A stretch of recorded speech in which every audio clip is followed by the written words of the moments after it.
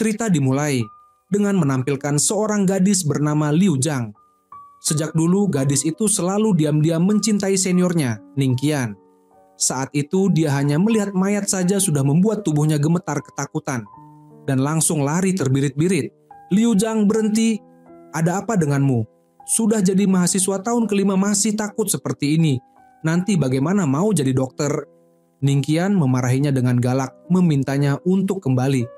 "Paling tidak nanti aku tidak akan memilih spesialisasi bedah lagi. Seumur hidupku aku tidak akan melakukan operasi," kata Liu Zhang. Tapi demi membantunya menaklukkan rasa takut, Ning Qian benar-benar menguras banyak tenaga dan pikiran. "Katakan, 3 hal yang paling kamu takuti."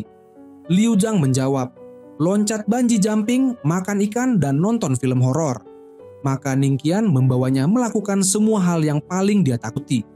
Pertama-tama dia membawanya loncat bungee. Dia mendorong Liu Zhang turun dengan kekuatan penuh. Selanjutnya dia mengajaknya makan ikan. Ning Qian bahkan turun tangan langsung, mulai dari membersihkan mata ikan. Liu Zhang hampir muntah saat melihatnya. Terakhir, dia mengajaknya nonton film horor. Pada akhirnya, Liu Zhang pun kembali ke ruang bedah. Kali ini dia sudah tidak takut lagi. Sejak saat itu, dia mencintai Ning Qian dengan sangat dalam, hingga tidak bisa mengendalikannya lagi. Suatu hari, dia akhirnya mendapat kesempatan makan malam bersama Ning Qian.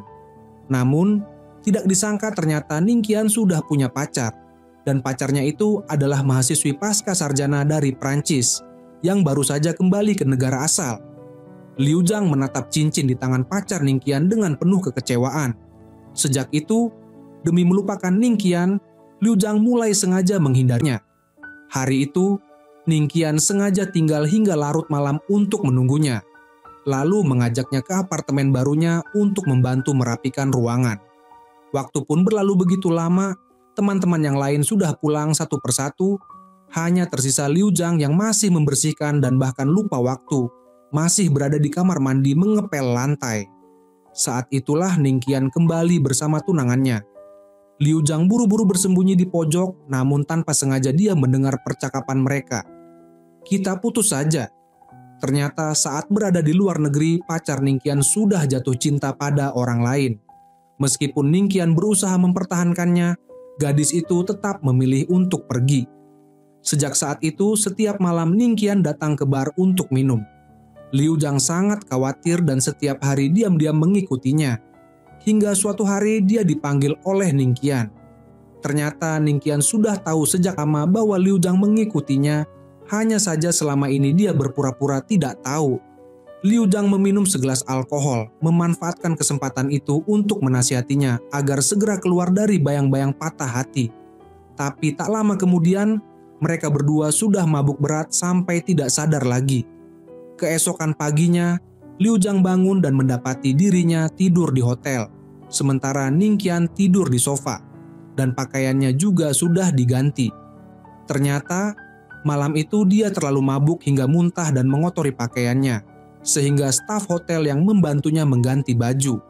"Aku tunggu di depan pintu, cepat sedikit ya," kata Ning Qian. Liu Zhang merasa senang dalam hati, namun begitu mereka keluar, mereka langsung bertemu dengan teman kampus.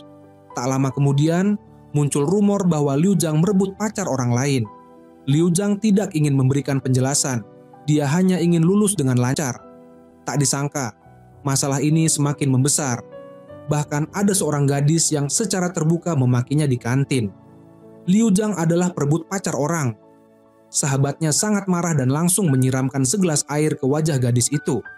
Keduanya pun terlibat perkelahian sengit, tak ada yang mau mengalah. Ning Qian segera datang untuk melerai dan menyatakan di depan semua orang bahwa perpisahannya dengan mantan pacarnya tidak ada hubungannya dengan Liu Zhang. Setelah itu dia melepas jaketnya dan memakaikannya ke tubuh Liu Zhang lalu menariknya pergi dengan tegas. Setelah itu didorong oleh semangat sahabatnya, akhirnya Liu Zhang mengungkapkan perasaannya kepada Ning Qian. "Aku menyukaimu. Aku tidak berani berharap kamu menyukaiku seperti aku menyukaimu. Tapi izinkan aku mencintaimu." Ning Qian terkejut dan terdiam di tempat. Melihat Ning Qian tidak menolaknya, bahkan memeluknya, Liu Zhang sangat bahagia. Saat mengetahui bahwa Liu Zhang akan menikah dengan Ning Qian, mantan pacarnya menelepon dan ingin bertemu. Senior wanita itu tidak tahan untuk tidak menasihatinya. Kamu tahu jelas bahwa Ningkian tidak mencintaimu. Kenapa kamu tetap ingin menikah dengannya? Dalam hubungan seperti ini, yang akan terluka akhirnya adalah kamu sendiri. Namun, Liu Zhang sudah mantap dengan keputusannya. Aku sudah memilih Ningkian. Apapun yang terjadi di masa depan, aku ingin mencobanya satu kali. Sebelum pergi, senior itu kembali mengingatkan, cinta yang sempurna adalah cinta yang dalam dan setara. Kuharap kamu mengingat kata-kataku. Sehari sebelum pernikahan, saat dekorasi kamar pengantin pun Ningkian tidak hadir. Hingga malam tiba, kata-kata sang senior kembali terngiang di benaknya. Dia tidak tahu apakah yang dia lakukan ini benar atau tidak. Keesokan harinya, Liu Zhang pergi ke bandara dan memanggil seniornya kembali.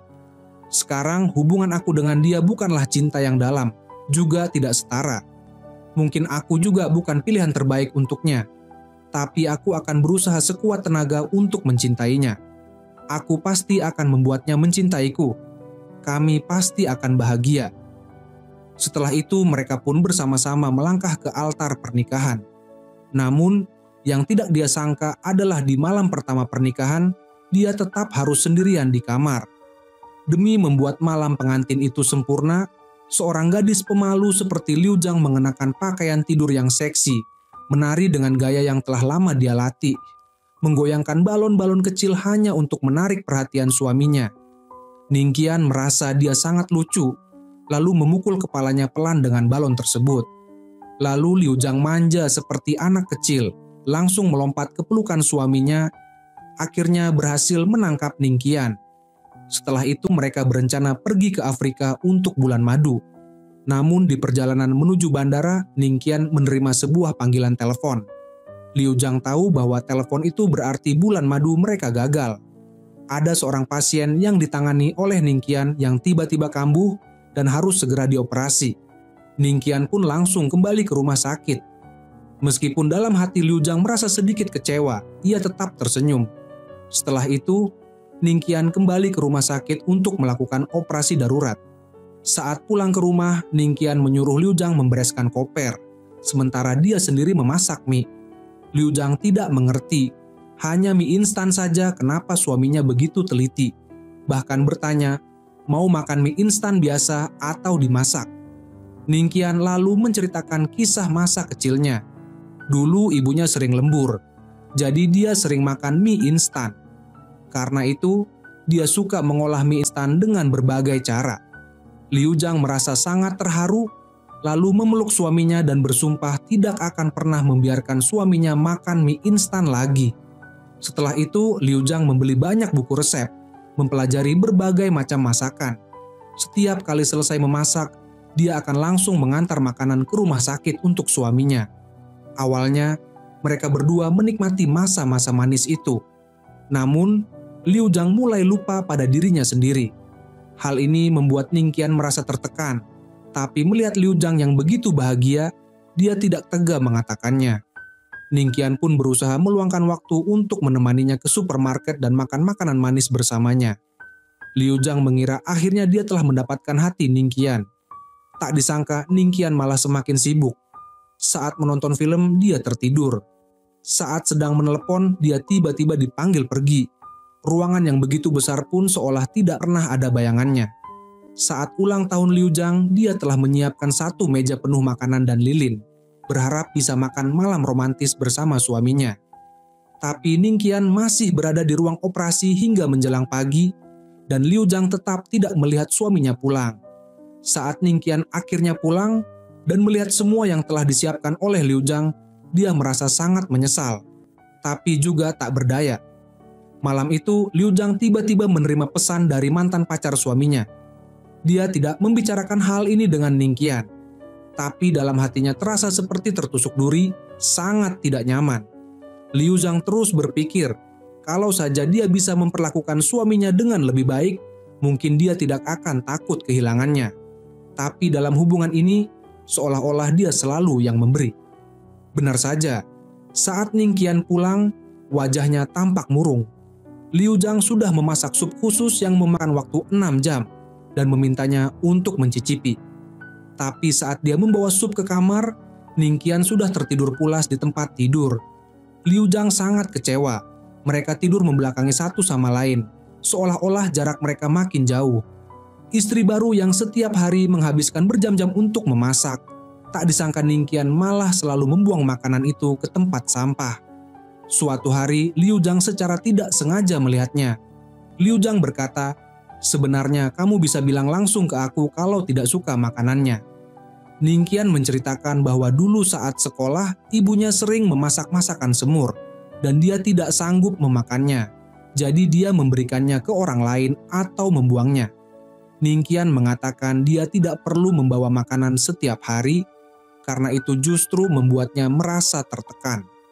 Air mata mengalir di mata Liu Zhang, tapi dia hanya bisa menahan emosinya dan berkata pelan, "Aku mengerti." Meski mulutnya berkata tidak apa-apa. Saat mencuci piring, dia diam-diam menyeka air mata di belakang suaminya. Malam itu mereka tidak saling berbicara sepatah kata pun. Keesokan harinya, Liu Zhang menemui sahabatnya untuk curhat. Dia berkata meski Ningqian tidak pernah melupakan ulang tahun atau hari jadi mereka, dan selalu memberi hadiah, tapi dia tetap merasa ada yang kurang. Sahabatnya menghiburnya, mengatakan bahwa akhir-akhir ini Ningqian sedang mempersiapkan evaluasi dan ikut seleksi nasional. Mungkin karena tekanan besar jadi dia tidak bisa terlalu memperhatikan Liu Zhang. Sebagai suami, Ningqian tidak pernah membicarakan hal-hal ini padanya. Malam itu hujan turun sangat deras. Liu Zhang mendapati suaminya duduk di dalam mobil, enggan pulang ke rumah. Tapi Ningqian berkata dia tidak ingin memberitahu istrinya karena tidak ingin mengganggu ujian yang sedang dipersiapkan oleh Liu Zhang. Liu Zhang hanya merasa sangat sedih. Mereka sudah bersama begitu lama, tapi Ningqian seolah tidak pernah mengatakan isi hatinya. Jika saat ini dia merasa hubungan mereka hanya karena tanggung jawab atau sekadar bertahan secara terpaksa, maka sebaiknya dia katakan saja. Atau jika merasa ada hal yang tidak baik dari Liu Zhang, dia pun bisa mengatakannya dengan jujur. Liu Zhang bisa berubah. Namun Ningqian berkata bahwa tidak ada yang perlu dikatakan. Dia merasa Liu Zhang tidak ada kekurangan apapun, juga tidak ada hal yang perlu diubah. Jelas sekali, dulu saat Ningqian dan mantan pacarnya masih bersama, suka duka apapun pasti selalu dibagi. Tapi sekarang, dia tidak pernah berbagi hal itu dengan Liu Zhang. Kadang-kadang, Liu Zhang sungguh berharap Ningqian bisa bertengkar dengannya sekali saja. Tapi bahkan bertengkar pun Ningqian tidak mau. "Kenapa kamu harus bertengkar denganku?" Kalimat ini benar-benar membuat hati Liu Zhang terluka dalam. Dia sudah tak tahu harus berkata apa lagi, membuka pintu mobil dan berjalan keluar di tengah hujan. Ningqian buru-buru membawa payung dan turun dari mobil, berkata ingin mengantarnya pulang, namun ditolak oleh Liu Zhang. Ningqian hanya bisa berdiri memandangi Liu Zhang yang perlahan menjauh. Beberapa hari setelah kembali ke rumah, Liu Zhang merasa mual dan tidak enak badan. Ia tidak bisa menahan diri untuk berpikir, mungkinkah ia hamil? Namun saat ia mengetahui bahwa suaminya mendapatkan kesempatan untuk belajar di Amerika, hatinya kembali diliputi kekhawatiran. Sementara itu, Ningqian yang sedang makan juga tidak bisa tidak memikirkan dirinya. Ia lalu menjemput istrinya pulang ke rumah. Awalnya Liu Zhang masih berpura-pura marah dan bersikap cuek, tapi hanya dengan satu tatapan dari suaminya, semua pertahanan dirinya runtuh. Senyum muncul tanpa sadar di wajahnya. Ia tersenyum cerah dan pulang ke rumah bersama suaminya. Di rumah, ia diam-diam membisikkan kepada suaminya bahwa ia mungkin sedang hamil. Namun Ningqian tampaknya tidak terlalu senang, malah terlihat khawatir tentang bagaimana hal ini bisa mempengaruhi masa depan istrinya. "Kita akan punya bayi, kamu tidak senang?" tanya Liu Zhang. "Aku senang, sangat senang. Hanya saja terlalu mendadak," jawabnya. Tapi setelah Liu Zhang sudah bersiap menyambut kehidupan baru itu, ternyata ia malah datang bulan. Ternyata ia tidak hamil. Hati Ningqian bercampur aduk, karena setelah mengetahui bahwa Liu Zhang hamil, ia sudah menolak kesempatan belajar di Amerika, agar istrinya tidak merasa bersalah. Ningqian berpura-pura tidak terlalu peduli. Tengah malam, saat terbangun, Liu Zhang menemukan bahwa suaminya tidak ada di samping. Ia pun pergi ke ruang tamu dan melihat suaminya duduk termenung sendirian di sofa. Liu Zhang mendekat dan bertanya, "Sudah jam berapa ini? Kenapa belum tidur?" Ningqian menjawab bahwa ia tidak bisa tidur, jadi hanya ingin duduk sebentar. Melihat suaminya tampak lesu, Liu Zhang pun mencoba menghiburnya dengan lembut, berharap Ningqian bisa menceritakan isi hatinya. Tapi Ningqian tetap tidak mau bicara, hanya ingin duduk sendirian. Keesokan paginya, saat bangun tidur, Liu Zhang tidak melihat suaminya. Ia pun terus-menerus menelepon Ningqian, namun tidak ada yang mengangkat. Akhirnya, hingga malam, ia baru berhasil tersambung. Tapi Ningqian mengatakan bahwa ia sedang berada di luar negeri untuk pelatihan. Setelah mengetahui bahwa suaminya telah sampai dengan selamat, barulah ia merasa lega. Namun belum sempat bicara banyak, Ningqian sudah buru-buru menutup telepon. Hari-hari saat sendirian di rumah dan merindukan suaminya, satu-satunya hal yang bisa Liu Zhang lakukan adalah menonton video pernikahan mereka sambil duduk sendiri dan tersenyum seperti orang bodoh. Ia sering mengirim pesan kepada suaminya, membagikan kesehariannya. Namun Ningqian tampaknya selalu sibuk dan sangat jarang membalas pesannya. Suatu hari, Liu Zhang tiba-tiba merasakan sakit perut yang sangat menyiksa. Ia hanya bisa bertahan dan memanggil ambulans. Sebelum menjalani operasi usus buntu, ia masih berusaha menelepon suaminya berkali-kali. Namun tak satu pun yang tersambung. Begitulah, ia harus masuk ruang operasi sendirian. Teman dekatnya menegurnya, "Kenapa kamu operasi sendirian?"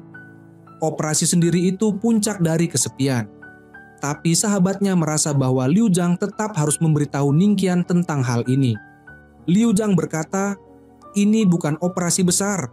Dia juga tidak bisa membantu, hanya akan membuat dia khawatir." Sampai malam, akhirnya Ningqian menelepon, tapi Liu Zhang tidak memberitahunya bahwa ia baru saja menjalani operasi. Namun ketika ia menoleh dan melihat wanita di ranjang sebelahnya dirawat dengan penuh perhatian oleh suaminya, hatinya menjadi sangat sedih. Waktu berlalu dengan cepat, setahun telah lewat. Liu Zhang sangat merindukan suaminya, hanya bisa menonton video pernikahan mereka sendirian. Tapi Ningqian tetap tidak membalas pesannya. Hal ini membuat Liu Zhang sangat tidak tenang. Saat menghitung hari, ia menyadari bahwa hanya tinggal 1 minggu lagi suaminya akan kembali ke Tiongkok. Ia langsung memesan tiket pesawat, berniat diam-diam terbang ke sana untuk memberikan kejutan. Namun Ningqian malah menyarankan agar ia tetap di rumah, karena sekalipun datang, ia tidak punya waktu untuk menemaninya. "Tak perlu repot-repot begitu," katanya. Belum sempat Liu Zhang menjawab, telepon sudah ditutup oleh Ningqian. Tapi Liu Zhang tetap berangkat.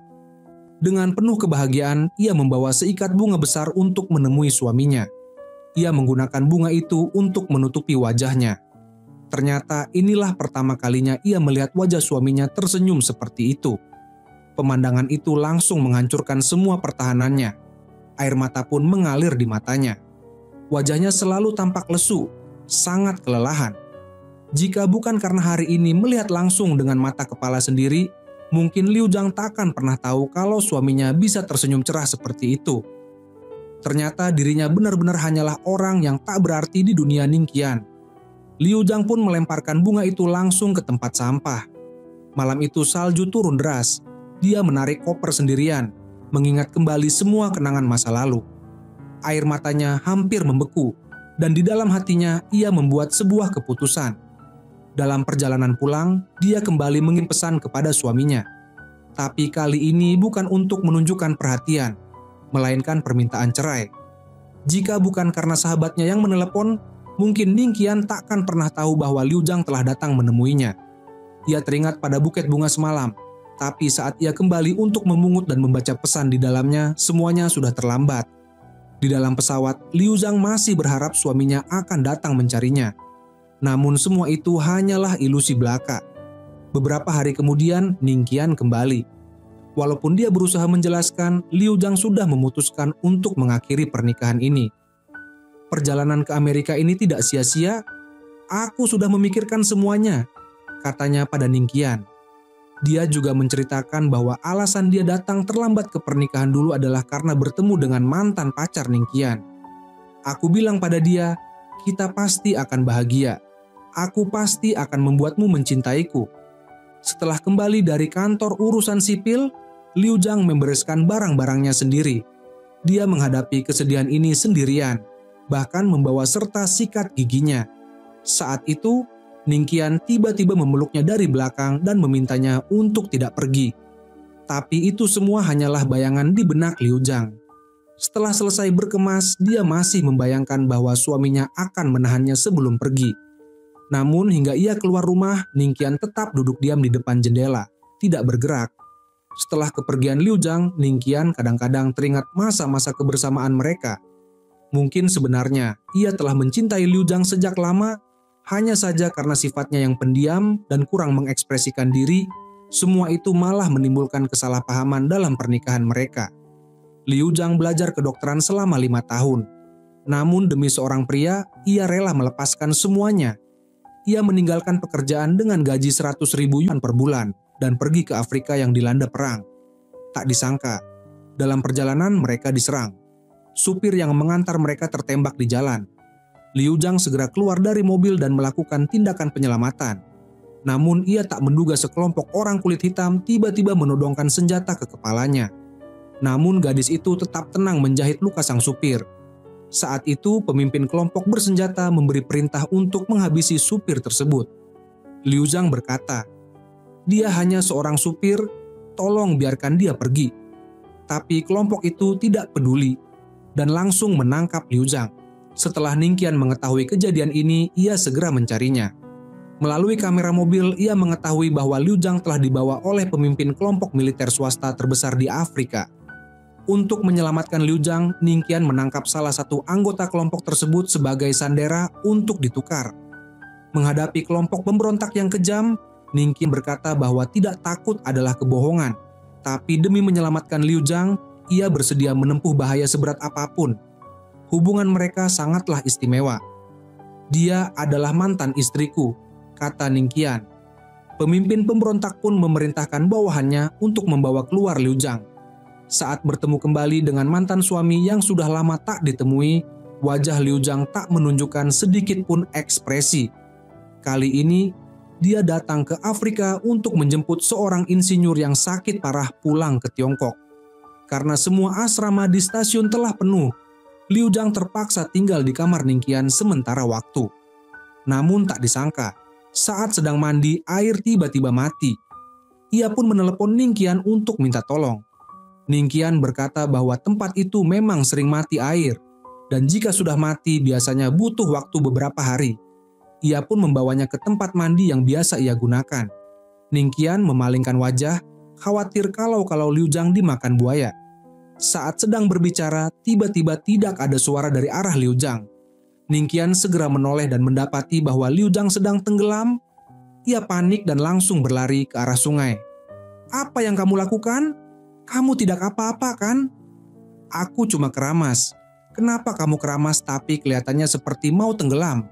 Keduanya sama-sama basah kuyup seperti tikus kehujanan. Angin dingin pun bertiup melewati mereka.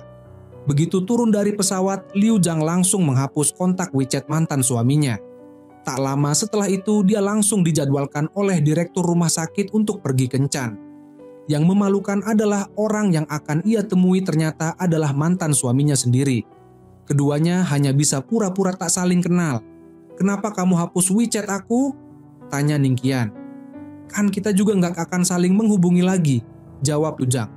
"Tapi sekarang kan kita ketemu lagi, tambahkan saja lagi, aku tinggal scan kamu," kata Ningqian. "Nggak perlu. Lagi pula juga nggak ada urusan apa-apa," jawab Liu Zhang lagi. Kepala departemen tampaknya ingin menjodohkan mereka kembali, lalu mengusulkan agar Liu Zhang belajar di rumah sakit tempat Ningqian bekerja. Ia terus memuji Liu Zhang sebagai gadis yang kuat dan berbakat. Kepala departemen menyuruh Liu Zhang menuangkan arak untuk Ningqian dan mulai memanggilnya sebagai guru. Detik sebelumnya masih acuh tak acuh pada mantan suaminya, detik berikutnya sudah memanggilnya guru dan menuangkan minuman. Kepala departemen menyuruh Liu Zhang segera menuangkan lagi. Ningqian merasa sangat senang saat itu. Kepala departemen lalu menyuruh Liu Zhang menambahkan kontak WeChat gurunya. Liu Zhang dengan enggan menuruti. Hari pertama bekerja, dia sudah langsung menghadapi rasa iri dari putri wakil direktur. Gadis itu mempertanyakan kenapa Ningkian tidak membimbing dirinya, malah memilih membimbing orang baru. Teman dekat Liu Zhang juga memperingatkannya untuk menjaga hubungan baik dengan si putri wakil direktur, karena kalau menyinggung dia, kehidupan di rumah sakit tidak akan mudah. Hari pertama di rumah sakit, Liu Zhang tidak menyangka bahwa mantan suaminya justru menugaskannya untuk menyeduh teh, menuangkan air, bahkan memperlakukannya seperti kuli angkut. Setelah pulang kerja, saat keluar dari rumah sakit, Liu Zhang melihat Ningqian dan dia menyuruh Liu Zhang naik mobil agar bisa mengantarnya pulang. Liu Zhang menolak dan berkata akan naik kereta saja. Namun Ningqian bilang ada hal yang ingin dia bicarakan.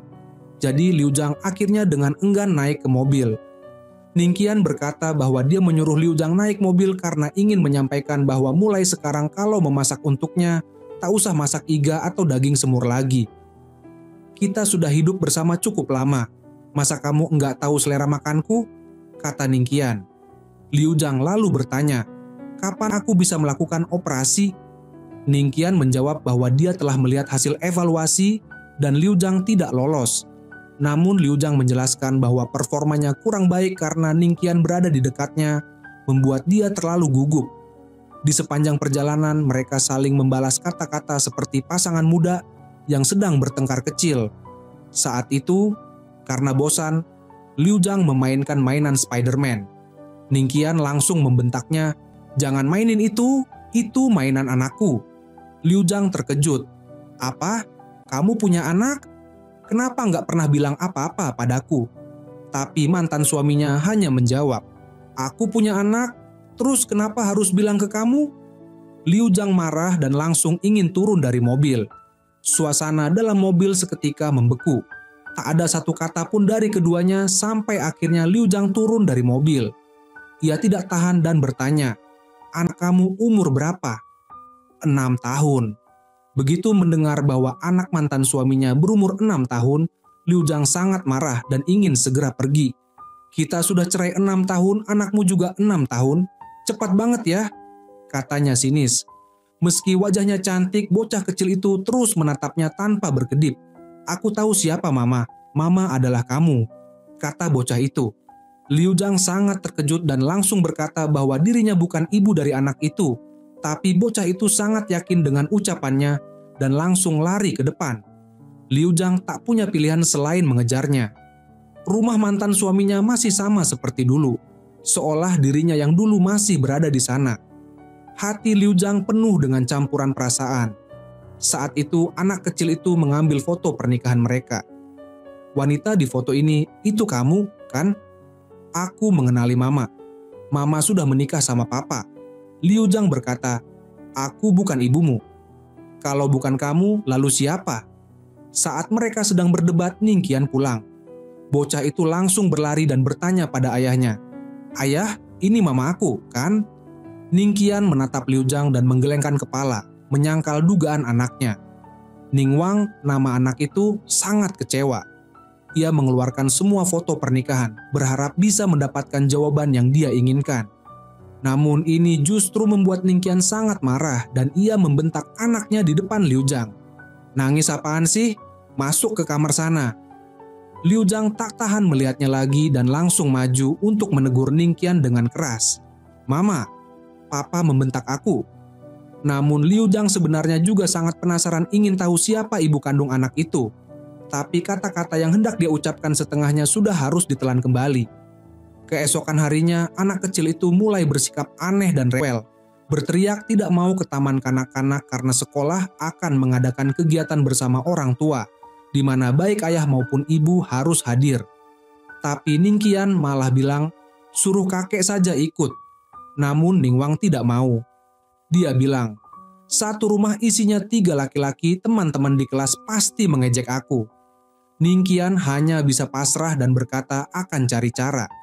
Begitu sampai rumah sakit, Ningqian langsung mengejar Liu Zhang, ingin mengundangnya untuk ikut kegiatan di taman kanak-kanak. Namun Liu Zhang belum sempat diajak bicara, dia sudah langsung melapor tentang pekerjaannya. Bahkan saat sesi konsultasi, dia tidak mau menatap wajah Ningqian sama sekali, benar-benar menghindarinya sampai akhir. Akhirnya saat jam kerja selesai, Liu Zhang buru-buru lari ke toilet. Kata-kata di mulut Ningqian harus ditelan kembali. Dia hanya bisa pura-pura kebetulan berdiri di depan pintu toilet. Lalu saat Liu Zhang lengah, dia cepat-cepat mengutarakan niatnya untuk mengajak ikut kegiatan sekolah. Liu Zhang tidak tahan untuk tidak tertawa. Istri lama disuruh berpura-pura jadi ibu dari anakmu lalu ikut kegiatan sekolah. Kamu pikir ini masuk akal? Liu Zhang memandangnya dengan penuh hinaan lalu berbalik pergi. Tapi Ningqian tidak menyerah. Bahkan datang lagi dan mencoba merayu dengan kata-kata manis. Tapi langsung dimaki oleh Liu Zhang. Dasar muka tembok, menjauh sedikit dari aku. Ningqian, sebagai ayah yang tidak tahu harus berkata apa pada anaknya, akhirnya hanya bisa kabur. Tapi dia malah dimarahi oleh putranya. Papa nggak bisa apa-apa, mau ajak mama aja nggak becus. Karena kesal, bocah itu pergi sendiri ke rumah sakit mencari Liu Zhang. Saat tahu bahwa Liu Zhang tetap tidak mau, Ningwang duduk di samping dengan wajah kesal. Kalau mama tidak setuju, aku nggak akan pergi dari sini. Liu Zhang melihat anak itu dengan ekspresi bingung dan putus asa. Akhirnya dengan berat hati menyetujui permintaannya. Setelah itu, Liu Zhang mengantar Ningwang pulang ke rumah. Ningqian tahu bahwa Liu Zhang telah setuju. Dia begitu senang seperti anak kecil. Malam itu, Liu Zhang berbincang dengan sahabatnya soal Ningwang. Dan tiba-tiba mengetahui bahwa ternyata Ningwang bukan anak kandung Ningqian. Dia menemukannya di lorong rumah sakit. Saat itu, anak itu juga ditemukan menderita tumor otak. Ningqian sendiri yang mengoperasi dan kemudian merawatnya dengan sangat hati-hati. Dia tidak percaya menyerahkannya pada orang lain, jadi dia sendiri yang membesarkan anak itu. Tidak mudah sama sekali. Liu Zhang tampak merenung dalam diam. Teman baiknya berkata, anak itu memang sudah sejak lama ingin cari ibu tiri. Dan kamu dan Ningqian punya latar belakang masa lalu, jadi kamu cocok jadi kandidatnya. Saat itu Liu Zhang sedang makan dan langsung berkata tegas, tidak boleh. Namun sahabatnya tetap melanjutkan. Dulu ada rekan kerja perempuan yang tahu Ningqian masih lajang. Dia ingin mendekati, tapi malah ditolak. Luarnya Liu Zhang tampak tidak peduli, tapi dalam hati sudah bergemuruh. Meski mereka berdua tidak saling memperhatikan, tapi jika ada rekan perempuan yang mencoba mendekati mantan suaminya, Liu Zhang akan merasa cemburu aneh, meski tidak punya hak untuk mencampuri urusan itu. Suatu kali saat rekan perempuan itu meminta bantuan Ningqian untuk membukakan tutup botol, Liu Zhang benar-benar tidak tahan, langsung membawa nampan makanannya pergi. Tapi kemudian mantan suaminya malah menyuruh dia pulang lebih awal dan menjemput Ningwang pulang sekolah. Sementara dia sendiri pergi kencan dengan wanita lain. Liu Zhang melihat pemandangan itu dan marah bukan main. Sampai hampir muntah darah karena kesal. Setelah sampai di rumah, Liu Zhang menggambar bersama Ningwang. Saat bermain, bajunya penuh noda cat. Saat anak itu tertidur, Liu Zhang memutuskan untuk mencuci bajunya dulu. Saat itu dia hanya mengenakan baju tipis sambil mengeringkan baju menggunakan pengering rambut dengan hati-hati. Tak disangka saat itu Ningqian pulang ke rumah, membuat Liu Zhang kaget dan buru-buru menutup bagian dadanya. Apa kamu sudah dewasa tapi nggak tahu cari baju? Baju aku kan banyak. Nggak takut masuk angin? Ujar Ningqian sambil melemparkan kemeja dari lemari ke arah Liu Zhang. Dia lalu bilang, belakangan ini aku sibuk. Bisa nggak kamu bantu jaga Ningwang beberapa hari? Tentu saja Liu Zhang menolak. Kamu ini pakai urusan kantor sebagai alasan padahal mau kencan. Apa sih yang kamu pikirin? Emangnya kamu mikir apa? Cemburu? Tanya Ningqian. Cemburu? Ngapain aku harus cemburu? Jawab Liu Zhang. Keduanya kembali beradu argumen. Liu Zhang menuduhnya menyuruhnya ikut kegiatan sekolah. Sekarang Ningwang sudah menganggapnya sebagai ibunya. Kalau dia pergi kencan itu bisa merusak peluangnya. Kalau aku benar-benar pergi kencan, apa salahku? Tanya Ningqian. Tepat saat mereka sedang berdebat dengan panas, Ningwang yang masih mengantuk berjalan keluar kamar. Ningqian buru-buru berkata, Ningwang cepat balik tidur. Tapi Ningwang malah bikin keributan, ngotot mau tidur bareng mereka. Setelah Liu Zhang menggendongnya ke tempat tidur dan berniat pergi dari medan perang itu, ternyata Ningwang malah menarik tangannya, memohon agar dia tidak pergi. Ningqian merasa tak tahu harus berbuat apa. Ia pun ikut naik ke ranjang untuk menenangkan Ningwang. Tapi anak itu tetap tidak mau. Berguling-guling di tempat tidur, minta Liu Zhang tetap tinggal. Liu Zhang akhirnya menyerah dan setuju untuk tinggal. Tapi Ningwang malah makin semangat, mengusulkan agar mereka bertiga tidur bersama. Ningqian sempat menolak, tapi dalam hati justru merasa bahagia. Tapi situasinya memang jadi agak canggung. Namun sejak kehadiran Ningwang, hubungan antara Liu Zhang dan Ningqian mulai terasa lebih hangat. Meski begitu, ibu Liu Zhang terus menyuruhnya mencari pasangan baru. Liu Zhang tidak bisa menang melawan ibunya. Hari itu, Liu Zhang mengenakan gaun merah muda, tampil seperti gadis usia 18 tahun. Calon pasangan kencannya langsung terpikat melihat penampilannya. Nada bicaranya lembut, gerak-geriknya elegan seperti seorang gentleman. Obrolan mereka sangat cocok dan suasananya menyenangkan. Setelah selesai makan dan keluar dari restoran, mereka masih asik berbicara. Tiba-tiba, Ningqian yang sedang mengajak Ningwang ke supermarket tanpa sengaja bertemu dengan Liu Zhang. Ningqian langsung berpesan pada Ningwang, "Sebentar lagi jangan asal bicara ya, jangan panggil mama sekarang." Liu Zhang juga melihat mereka, tapi bocah itu langsung lari ke arah Liu Zhang dan mendadak mengubah panggilan, "Bibi." Liu Zhang merasa aneh di dalam hati lalu menarik Ningwang ke samping. Ningwang bertanya, "Paman berkacamata itu siapa?" "Aku boleh nanggak jawab?" tanya Liu Zhang. "Mama lagi pacaran sama dia, ya?" Laki-laki berkacamata itu yang punya gaya bicara meyakinkan terus saja berbicara di depan Ningqian, seolah tidak menganggap Ningqian sebagai orang luar. Ningqian hanya menanggapi sekadarnya, jelas-jelas ingin cepat pergi. Pria itu bertanya tentang kinerja Liu Zhang di rumah sakit, bahkan memanggilnya dengan panggilan akrab. Dia tak henti-hentinya memuji Liu Zhang di depan Ningqian. Dia adalah wanita paling cantik dan paling pintar yang pernah saya temui. Ningqian mulai merasa jengkel menatap tajam ke arah pria berkacamata itu. "Baru ketemu aja udah akrab gitu. Dia itu pacar saya," kata pria itu dengan santai. Ningqian terdiam di tempat lalu berkata, "Minggu lalu kamu masih bilang belum pacaran." "Tapi kami baru jadian," jawab pria itu santai. Ningqian mulai terbakar cemburu. Pria itu menambahkan, "Lain kali kamu juga bisa bawa pacarmu, kita makan bareng." Ningqian merasa dadanya seperti tersumbat, tidak tahan untuk tinggal lebih lama. Dia langsung membawa Ningwang pergi. Begitu sampai di rumah, Ningwang langsung mengeluh, "Mama bakal direbut orang lain." Tapi papa sama sekali nggak khawatir. "Paman itu nggak sebagus papa. Aku lihat aja udah mau muntah." Akhirnya Ningwang memberi saran, "Papa, kejar mama lagi dong. Kalau papa punya istri dan aku punya mama, itu namanya satu anak panah kena dua burung." Sebenarnya Ningqian juga sangat ingin mengejar Liu Zhang kembali, tapi dia benar-benar tidak tahu harus mulai dari mana. Keesokan harinya, pria berkacamata itu datang ke rumah sakit menemui Liu Zhang. Dia bilang, dia bersedia menerima masa lalu Liu Zhang dan tidak akan mempermasalahkan hal-hal yang sudah lewat. Tapi dia punya dua syarat. Pertama, Liu Zhang harus berhenti bekerja di rumah sakit dan tidak boleh lagi bekerja bersama mantan suaminya. Kedua, soal anak, dia bisa sesekali datang menjenguk, juga bisa membantu biaya hidup, tapi anak itu tidak boleh masuk ke dalam kehidupan mereka berdua.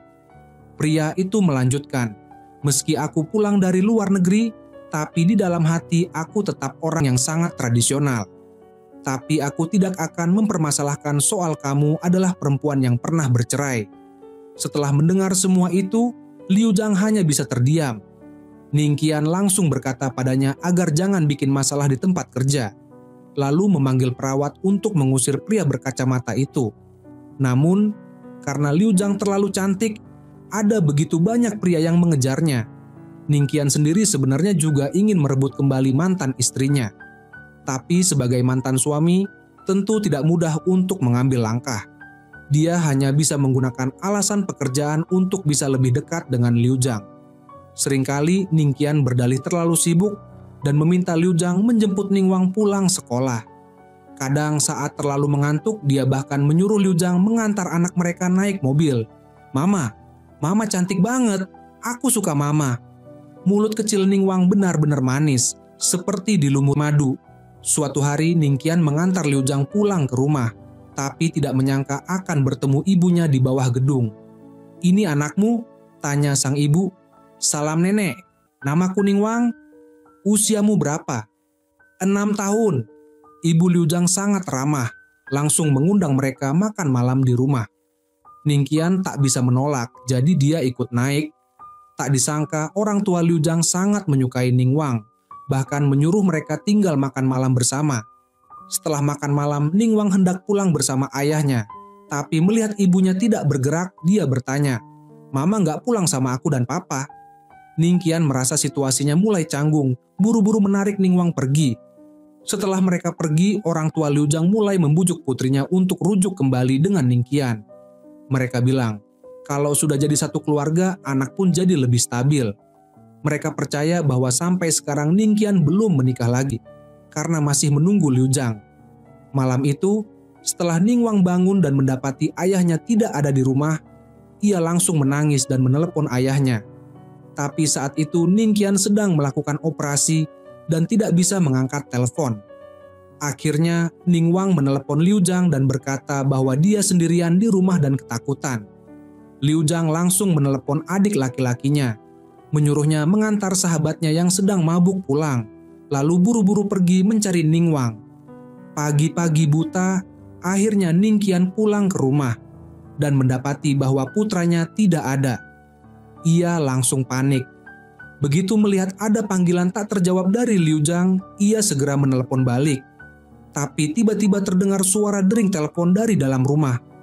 Mengikuti suara itu, dia melihat tas Liu Zhang tergantung di gagang pintu. Ia pun tersenyum lega. Lalu dia menemukan Ningwang dan Liu Zhang sedang tertidur di pondok kecil dalam rumah. Ia tersenyum penuh pengertian, dengan hati-hati menggendong Ningwang ke tempat tidur. Kemudian ia membangunkan Liu Zhang dan menyuruhnya tidur di ranjang, sedangkan dirinya tidur di sofa. Meskipun tidur di sofa, tapi Ningqian tidak bisa menyembunyikan rasa bahagia di dalam hatinya. Keesokan paginya, saat melihat kedua orang tuanya ada di rumah, Ningwang langsung meloncat dan mencium ayahnya, lalu berlari mencium ibunya. Liu Zhang memanggil Ningqian untuk makan. Dipanggil makan oleh mantan istri. Rasanya benar-benar bahagia seperti belum pernah dirasakan sebelumnya. Kemudian, pria yang sebelumnya tertarik pada Liu Zhang ternyata juga memperkenalkan seorang pengacara kepada Liu Zhang. Sebenarnya, keluarga Liu Zhang sudah saling kenal sejak lama dengan keluarga pengacara itu. Hari itu Liu Zhang datang menemui pengacara itu karena urusan hukum. Tapi begitu sampai, hampir saja ditolak dari gerbang. Asistennya bilang, dia hanya menerima kasus ekonomi besar. Pria itu menyuruh Liu Zhang menjelaskan dulu kasusnya. Liu Zhang berkata bahwa dia adalah dokter perempuan yang dipukul dan sedang viral di internet. Pengacara bernama Su Weilin itu sangat terkejut. Belum pernah melihat dokter wanita yang secantik dan seberkarisma itu. Liu Zhang ingin menuntut pihak pelaku agar membayar ganti rugi atas kerugian psikologis yang dideritanya.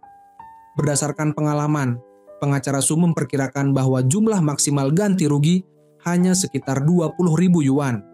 Melihat waktu sudah berjalan 32 menit, Liu Zhang meminta dikenai tarif terendah, walaupun dia tahu mustahil bisa menyewa pengacara sekelas pengacara Su. Akhirnya, pengacara Su berkata, "Kasus ini saya tangani secara gratis. Ayah kita berdua sudah berteman lebih dari 10 tahun. Kamu perempuan yang baik, kok bisa sampai ditindas orang? Aku nggak akan tinggal diam." Tapi hal yang tak disangka oleh Liu Zhang adalah saat pulang ke rumah, dia malah melihat pengacara Su di ruang tamunya. Pria itu berdalih, "Kebetulan aku ada urusan dekat sini, jadi mampir salam-salaman sama paman dan bibi." Tapi sebenarnya dia ingin mendekati Liu Zhang. Orang tua Liu Zhang juga merasa mereka cocok, namun adik laki-laki Liu Zhang sangat mengagumi kakak ipar lamanya, yaitu Ningqian. Saat tahu bahwa pria ini adalah saingan cinta kakak iparnya, ia langsung menunjukkan ketidaksenangan. Ia bahkan menyindir, "Baru kenal udah datang ke rumah orang, nggak tahu malu, masih sempat-sempatnya makan juga." Pengacara Su merasa suasana tak nyaman dan langsung pamit. Saat Liu Zhang hendak mengantarnya, adiknya menghalanginya. "Udah malam, kamu jangan keluar sendirian, bahaya." Liu Zhang kesal, baru masuk rumah langsung lempar bantal ke adiknya. kamu minum obat kebanyakan, ya?" Tapi adiknya malah bilang, "Kak, cepet antar aku ke rumah sakit." Kebetulan juga ingin bertemu dengan kakak iparnya. Ia bersumpah pada kakaknya, "Aku hanya punya satu kakak ipar, dan itu adalah Ningkian." Tak disangka pagi-pagi sekali pengacara Su sudah muncul di depan rumah Liu Zhang, menjemputnya untuk pergi kerja, bahkan membawa bunga mawar yang ditanam sendiri untuk diberikan padanya. Begitu Liu Zhang selesai bekerja, pengacara Su kembali muncul dengan sangat tepat waktu dan membawakan satu meja penuh makanan lezat. Saat itu, sang mantan suami juga datang membawa makanan. Melihat lawan sekuat itu, agar tidak membiarkan dua orang itu berduaan, ia sengaja menyuruh Liu Zhang memanggil resepsionis untuk makan bersama. Tapi para gadis begitu melihat pria tampan langsung tidak bisa berpaling, terus-menerus memuji, pengacara Su benar-benar tampan. Namun Ningkian juga tidak mau kalah, ia menyindir, "Laki-laki kok doyan makanan pedas begitu?"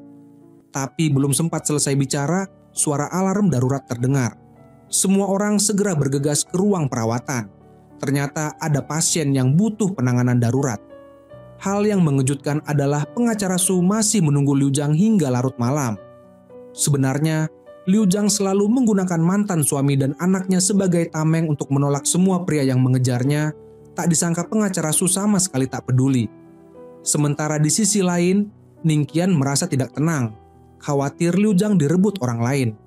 Ia pun menyuruh orang untuk menyelidiki latar belakang pengacara Su, lalu mulai menyindir pria itu. "Pacarnya si pengacara Su ini gonta-ganti ya? Kalau bukan yang ini, ya yang itu. Kamu ini mau jadi kapten pasukan buaya darat ya?" Liu Zhang kesal mengatakan bahwa ia tahu batasan dalam berteman dan berharap Ningkian tidak ikut campur dalam kehidupannya. Meskipun si pengacara Su itu dulunya playboy, tapi siapa tahu sekarang dia sungguh-sungguh padaku. Mungkin di mata Tuan Ning, aku ini bukan wanita yang menarik, tapi mungkin di mata pria lain, aku masih punya daya tarik. Adik laki-lakinya, yang sok tahu tapi juga punya daya beli tinggi, memberinya sebuah mobil edisi terbatas. Namun saat Liu Zhang senang mengendarai mobil itu ke tempat kerja setiap hari, sebulan kemudian ia menerima pemberitahuan dari bank. Ternyata mobil itu dibeli dengan cicilan, dan ia harus membayar 6.000 yuan tiap bulan. Sebenarnya adik laki-lakinya hanya ingin kakaknya menghemat waktu dan segera rujuk dengan mantan suami, supaya tidak dikejar-kejar para penipu. "Biar aku saja yang nipu kakakku, jangan sampai ditipu orang lain," ujarnya. Liu Zhang berkata, "Mulai sekarang, jangan terlalu ikut campur urusan kakakmu." Hari itu Liu Zhang mengajak mantan suaminya pulang untuk membantunya belajar tentang hal-hal teknis. Tak disangka, begitu masuk rumah, ternyata pengacara Su juga sedang ada di rumah. Semua orang langsung merasa canggung. Ningkian yang melihat itu berniat kabur, tapi ditahan oleh adik Liu Zhang yang berkata, "Siapapun boleh pergi, tapi bukan kakak iparku." Pengacara Su tak bisa berbuat apa-apa, hanya bisa ikut makan malam bersama. Agar tak kalah, adik Liu Zhang sengaja menantang semangat bersaing Ningkian. Ia bertanya, "Minggu depan kakak ipar kan harus dampingi kakak ke seminar, ya? Harus ajarin materi juga tuh." Ayah Liu Zhang yang melihat suasana kaku segera mengundang pengacara Su untuk duduk bermain catur. Demi menunjukkan kemampuannya, pengacara Su pun turun tangan ke dapur dan memasak 2 hidangan tambahan. Diam-diam, sang ibu berkata pada putrinya di dapur, "Cowok ini mengejar kamu, tapi sudah menganggap rumah ini sebagai rumahnya sendiri. Sementara mantan suamimu mah malu-malu, kayak mau gali lubang buat sembunyi." Sang ibu menganggap kedua pria ini sama-sama tidak buruk dan menyuruh putrinya segera memilih salah satu. Saat makan malam, adik laki-lakinya hanya mengambilkan lauk untuk kakak iparnya, bahkan menyuruh pengacara Su cepat-cepat pergi sambil bilang, "Kakak ipar udah minum banyak, biarin aja tidur di sini. Dulu juga sering tidur di sini kan?" Pengacara Su yang malu hanya bisa mengangkat gelas untuk bersulang, tapi langsung dicegat oleh si adik. Minum saat perut kosong itu nggak bagus buat kesehatan orang tua. Akhirnya kedua orang tua Liu Zhang juga bicara, mengatakan bahwa pengacara Su memang punya hubungan baik dengan keluarga mereka. Saat semua orang bersulang, Ningkian pun ikut bicara. Minum begitu juga nggak sehat. Ia menyebut ayah Liu Zhang dengan sebutan ayah dengan nada manis, bahkan menyindir pengacara Su tidak seharusnya mengajak orang tua minum-minum. Semua orang di meja makan jadi canggung dan hanya bisa menyibukkan diri makan agar suasana tenang kembali. Namun keesokan harinya, Ningqian menerima hadiah cinta dari Ding Yiyuan, wakil kepala departemen.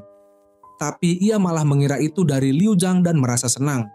Setelah itu, ia mencari Liu Zhang di ruang cuci tangan dan bertanya, "Akhir-akhir ini kamu banyak uang, ya? Sampai bingung mau dihabiskan buat apa? Aku tahu akhir-akhir ini aku agak sensitif.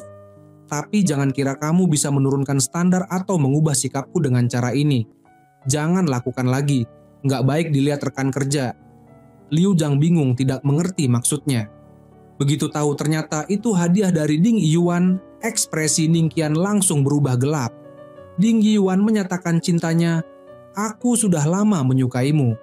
Tapi Ningqian menolak niat baiknya. Ding Yiyuan yang kecewa langsung membawa jam tangan itu pergi. Setelah jam kerja selesai, semua orang berkumpul untuk merayakan pencapaian Ningqian. Saat itu juga Liu Zhang menerima telepon dari pengacara Su yang mengatakan dirinya sedang berada di rumahnya. Begitu mendengar bahwa pengacara Su sedang menunggu di rumah untuk makan malam bersama Liu Zhang, Ningqian dengan cepat mulai menyusun serangkaian rencana yang cermat. Pertama, dia mengatakan bahwa mobilnya sedang mengalami pembatasan, jadi dia meminta Liu Zhang untuk mengantarnya sedikit. Namun, saat sampai di rumahnya, dia tidak mau turun dari mobil dan mengundang Liu Zhang untuk naik ke atas. Tapi Liu Zhang menolak. Tidak ada cara lain, dia hanya bisa memanggil putranya keluar. Ningwang ingin memesankan kue ulang tahun untuk ayahnya. Ningqian menyetujui keinginan anak itu, lalu berkata, ajak dia ikut pulang untuk merayakan. Mendengar undangan dari Ningwang, Liu Zhang tampak agak ragu. Melihat keraguannya, Ningqian langsung menggunakan taktik mundur selangkah untuk maju 2 langkah dan akhirnya Liu Zhang tidak bisa menolak anak itu. Saat makan malam, Ningwang dan kakeknya mencurahkan seluruh perhatian mereka untuk bermain permainan jujur atau tantangan. Ningqian kalah sejak babak pertama. Tentu saja dia memilih tantangan tanpa ragu. Tantangan dari anaknya adalah mencium ibunya sekali. Kedua orang tua itu dibuat terpaku oleh anak mereka. Kakek yang duduk di samping sangat gembira dan langsung memberi jempol kepada Ningwang. Melihat ekspresi Liu Zhang, Ningqian pun tidak berani menciumnya dan meminta untuk mengganti tantangan yang lain. "Kalau begitu, tanya saja langsung," kata Ningwang. "Apakah ibu masih menyukai ayah?" Pertanyaan dari Ningwang membuat Liu Zhang seketika tak tahu harus menjawab apa. Dia teringat luka-luka yang telah ditorehkan oleh Ningqian di masa lalu dan berkata, ibu tidak berani menyukainya lagi. Begitu kalimat itu keluar, suasana langsung membeku. Makan malam yang enak pun berakhir dengan suasana sedih seperti itu. Setelah makan, Ningwang bertanya pada ayahnya, apakah ibu sudah punya pacar? Namun Ningqian tak menjawab apa-apa. Singkat cerita, selama 6 tahun ini Ningqian telah membesarkan Ningwang yang dia pungut dari jalan. Dan kini ibu kandungnya muncul kembali dan ingin merebut anak itu. Apakah dia tahu betapa sulitnya membesarkan seorang anak? Tanyanya. Bisakah dia menjamin tidak akan mengabaikan anak itu hanya karena pekerjaannya sibuk? Bisakah dia menjamin bahwa pekerjaannya tidak akan mengganggu pelajaran anak itu? Bisakah dia menjamin bahwa dia tidak akan meninggalkan anak itu lagi karena hidup yang sulit? Saya bisa. Ningqian mulai menginterogasi hati sang ibu. Dia bertanya di mana wanita itu bekerja dan berapa penghasilannya per bulan. Ternyata wanita itu menjual produk perawatan di sebuah pusat perbelanjaan di Guangzhou dengan penghasilan maksimal lebih dari 10.000 yuan per bulan dan bahkan masih menyewa tempat tinggal bersama orang lain. Ningqian terus bertanya, jika tinggal di pinggiran kota bagaimana anak itu bisa bersekolah? Saat wanita itu menyebutkan nama sekolahnya, Ningqian tidak bisa menemukan informasi tentang sekolah itu di internet. Namun, menurut sang ibu, orang-orang di sekitar mereka semua bersekolah di sana dan tidak ada masalah. Akhirnya, dari segi ekonomi maupun pendidikan, kondisi hidup wanita itu jauh dari standar Ningqian. Dalam hal tingkat dan aspek lainnya, Ningqian juga tidak merasa tenang untuk menyerahkan anak itu kepadanya. Dia tidak bisa membiarkan anak yang dengan susah payah dia besarkan hidup dalam keadaan tanpa tempat tinggal tetap. bahkan menerima pendidikan di sekolah yang tidak memiliki akreditasi. Liu Zhang yang duduk di samping segera menenangkan Ning Qian agar tidak emosional dan menjelaskan kepada ibu anak itu bahwa semua ini adalah bentuk cinta besar dari Ning Qian terhadap sang anak. Wanita itu pun mengakui bahwa dalam hal status sosial dan kekuatan ekonomi, Ning Qian memang unggul. Namun dia bersikeras bahwa dia bisa memberikan sesuatu yang tidak bisa diberikan oleh Ning Qian, yaitu kasih sayang seorang ibu. Apakah Ning Qian tidak bisa memberikan kasih ibu? Tanyanya. Meskipun dia tidak bisa memberikan kasih ibu, bagaimana dengan kasih ibu yang pernah dia berikan dulu? Dulu, dia membuang bayinya yang baru lahir di lorong rumah sakit. Saat itu, di mana kasih ibunya? Apakah kasih itu juga dibuang? Wanita itu menjelaskan penderitaan yang dialaminya. Saat awal kehamilan, dia ditinggalkan oleh pacarnya, dan sebenarnya dia berencana memberikan anak itu kepada orang lain. Tapi saat bayi itu lahir dan dia melihat wajah anak itu mirip dengannya, dia tidak tega. Namun, hanya beberapa hari kemudian, dokter mengatakan ada tumor di kepala anak itu. Saat itu, dia merasa benar-benar tidak punya pilihan lain. Tapi sekarang dia sudah berpikir matang dan bersumpah akan berusaha menjadi ibu yang baik. Jika bisa, saya rela menyerahkan nyawa saya untuknya. Jika bisa, saya sungguh ingin menjadi seorang ibu. Setelah kembali ke rumah, sang kakek sangat marah dan dengan tegas tidak menyetujui. Kakek pun memanggil Ningwang dan bertanya apakah dia ingin tinggal atau pergi bersama ibu kandungnya. Ningwang menjawab tanpa ragu, "Aku ingin tinggal bersama ibu kandungku." Jawaban itu membuat sang kakek terdiam karena bagaimanapun itu adalah ibu kandungnya. Ibunya juga bukan sengaja membuangnya. Setelah itu Ningwang meminta izin kepada ayahnya untuk ikut ibunya. Ning Qian marah dan menolak permintaan itu. Liu Zhang segera mengangkat anak itu ke kamar. Anak itu berkata bahwa sejak kecil dia selalu bertanya-tanya seperti apa wajah ibunya. Sampai akhirnya dia melihat ibunya di taman kanak-kanak. Dan setiap kali melihatnya dia diam-diam menangis. Liu Zhang bertanya, "Kalau kamu pergi ayahmu pasti akan sedih. Bagaimana itu?" Tak disangka Ningwang menjawab, "Ayah, bahkan air mata pun tidak menetes. Bagaimana bisa dikatakan sedih?" Tak disangka, kalimat ini menjadi penghalang dalam usaha Ning Qian mengejar kembali Liu Zhang. Keesokan harinya, Ningwang mengikuti ibunya ke Guangzhou. Kakek menjelaskan bahwa cucunya itu hanya bicara terus terang, tapi semua karena khawatir hidup anak itu tidak akan baik. Tiba-tiba Ningwang berlari kembali ke rumah dan berkata, "Ayah, aku tidak tega meninggalkan ayah." Setelah mengatakannya, dia langsung berlari memeluk ayahnya. Ning Qian sangat berharap Ningwang bisa tetap tinggal dan menjadi asisten kecilnya. Namun, pada akhirnya Ning Qian tetap menyerahkan Ningwang kepada ibu kandungnya. Kemudian, karena pekerjaan, Ning Qian mengajak Liu Zhang berbelanja. Wanita itu dengan gembira memilih satu set pakaian seharga 1.000 yuan, tapi mantan suaminya malah memilihkan yang lain dari rak diskon. "Yang ini cocok untukmu," katanya. Liu Zhang benar-benar kehabisan kata-kata, namun Ning Qian tetap dengan wajah tebal berkata, "Bagaimanapun, kamu mewakili tim penelitianku, jadi kamu harus berpakaian rapi." Setelah itu mereka pergi ke salon rambut. Liu Zhang khawatir kalau Ning Qian enggan mengeluarkan uang, lalu berkata bahwa cukup kembali ke hotel dan merapikan sedikit saja. Tapi Ning Qian dengan santai berkata bahwa semua akan dia yang tanggung.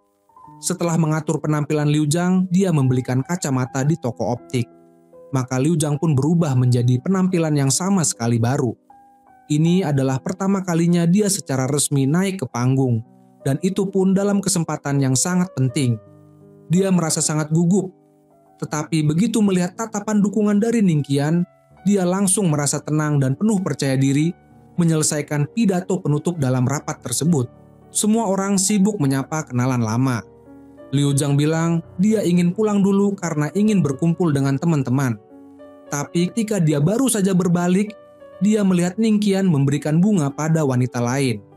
Bahkan ketika dia kembali ke hotel, dia melihat wanita itu keluar dari kamar Ning Qian. Dia merasa tidak rela. Setelah mandi, dia langsung menuju kamar Ning Qian dan melihat bekas lipstik pada gelas di dalam kamar. Rasa cemburu langsung memenuhi dadanya. Tapi karena Ningqian terlalu banyak minum, dia terus-menerus muntah. Untuk membantunya merasa lebih baik, Liu Zhang menghampiri dan mengelus perutnya sambil mengomel. Sudah lebih dari 30 tahun, masih saja tidak tahu menjaga diri. Kasihan anak kita, harus menyiapkan biskuit di mobil buatmu. Saat mereka bersiap pulang, wanita tadi muncul lagi. Ternyata dia adalah teman sekelas Ningqian ketika dia kuliah di Amerika. Wanita itu memuji Liu Zhang punya nasib baik bisa punya guru seperti Dr. Ning. Bahkan dalam jamuan makan malam semalam, dia diperkenalkan secara resmi kepada para ahli bedah saraf yang terkenal. Sayangnya, Liu Zhang tak bisa hadir.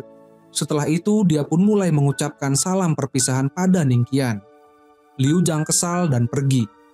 Dia berkata pada Ningqian bahwa tak perlu minum sebanyak itu hanya untuk membuka jalan baginya.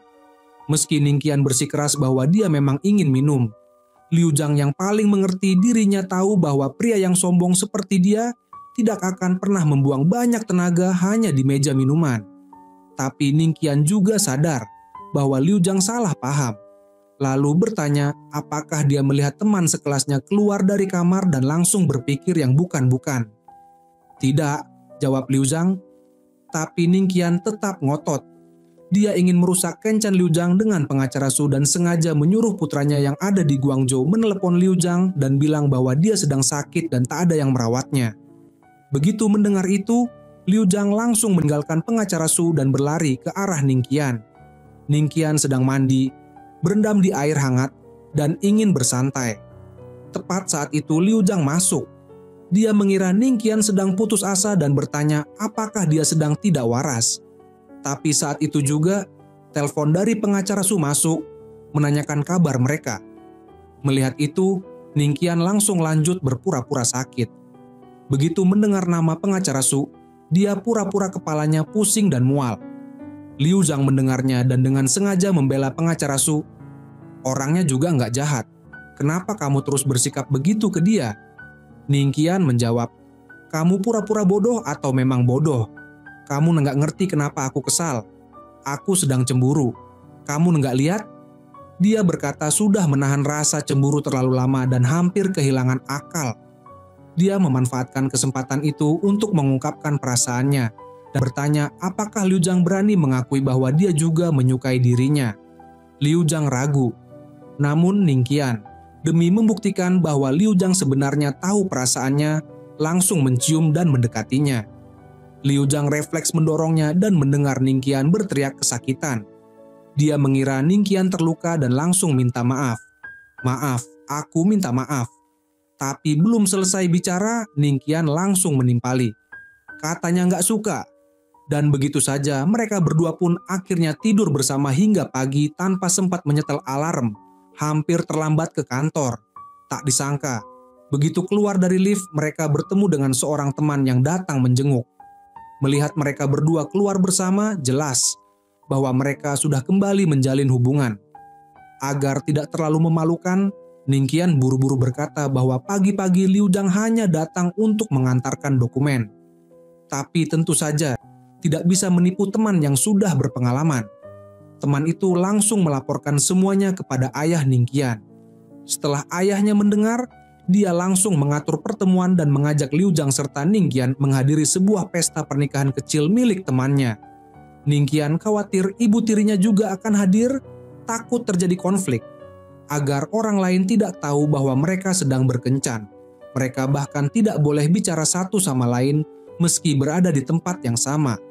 Ningqian mengirim pesan kepada Liu Zhang agar datang ke rumahnya, tetapi Liu Zhang harus pulang dulu untuk ganti pakaian dan berbohong pada ibunya bahwa dia akan pergi reuni kelas.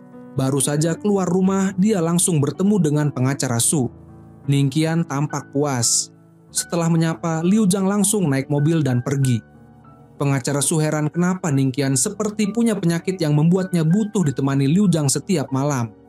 Liu Zhang ingin makan ikan, tapi malu untuk mengatakannya.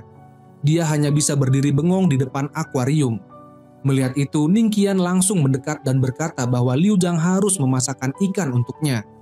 Liu Zhang dengan semangat memilih ikan paling besar, tapi Ningqian justru menukarnya dengan ikan yang lebih kecil.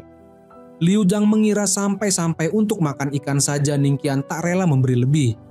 Tapi Ningqian menjelaskan bahwa ikan yang besar itu sudah tak punya tenaga hidup. Semakin ikan itu melompat-lompat, semakin sehat. Hal begini saja kamu nggak ngerti, dasar kurang belajar. Ketika mereka sedang makan ikan bersama, masakan Ningqian, dan nonton TV bersama, Liu Zhang mendapat telepon dari sahabatnya. Ada kecelakaan beruntun dan dia harus segera ke rumah sakit. Mereka pun langsung pergi ke sana. Tapi karena operasi baru saja selesai, mereka harus lanjut ke pesta pernikahan. Ningqian melihat Liu Zhang tegang dan menyuruhnya rileks. Waktu kita nikah dulu, teman-temanku banyak yang sedang dinas keluar kota. Jadi mereka nggak tahu wajahmu.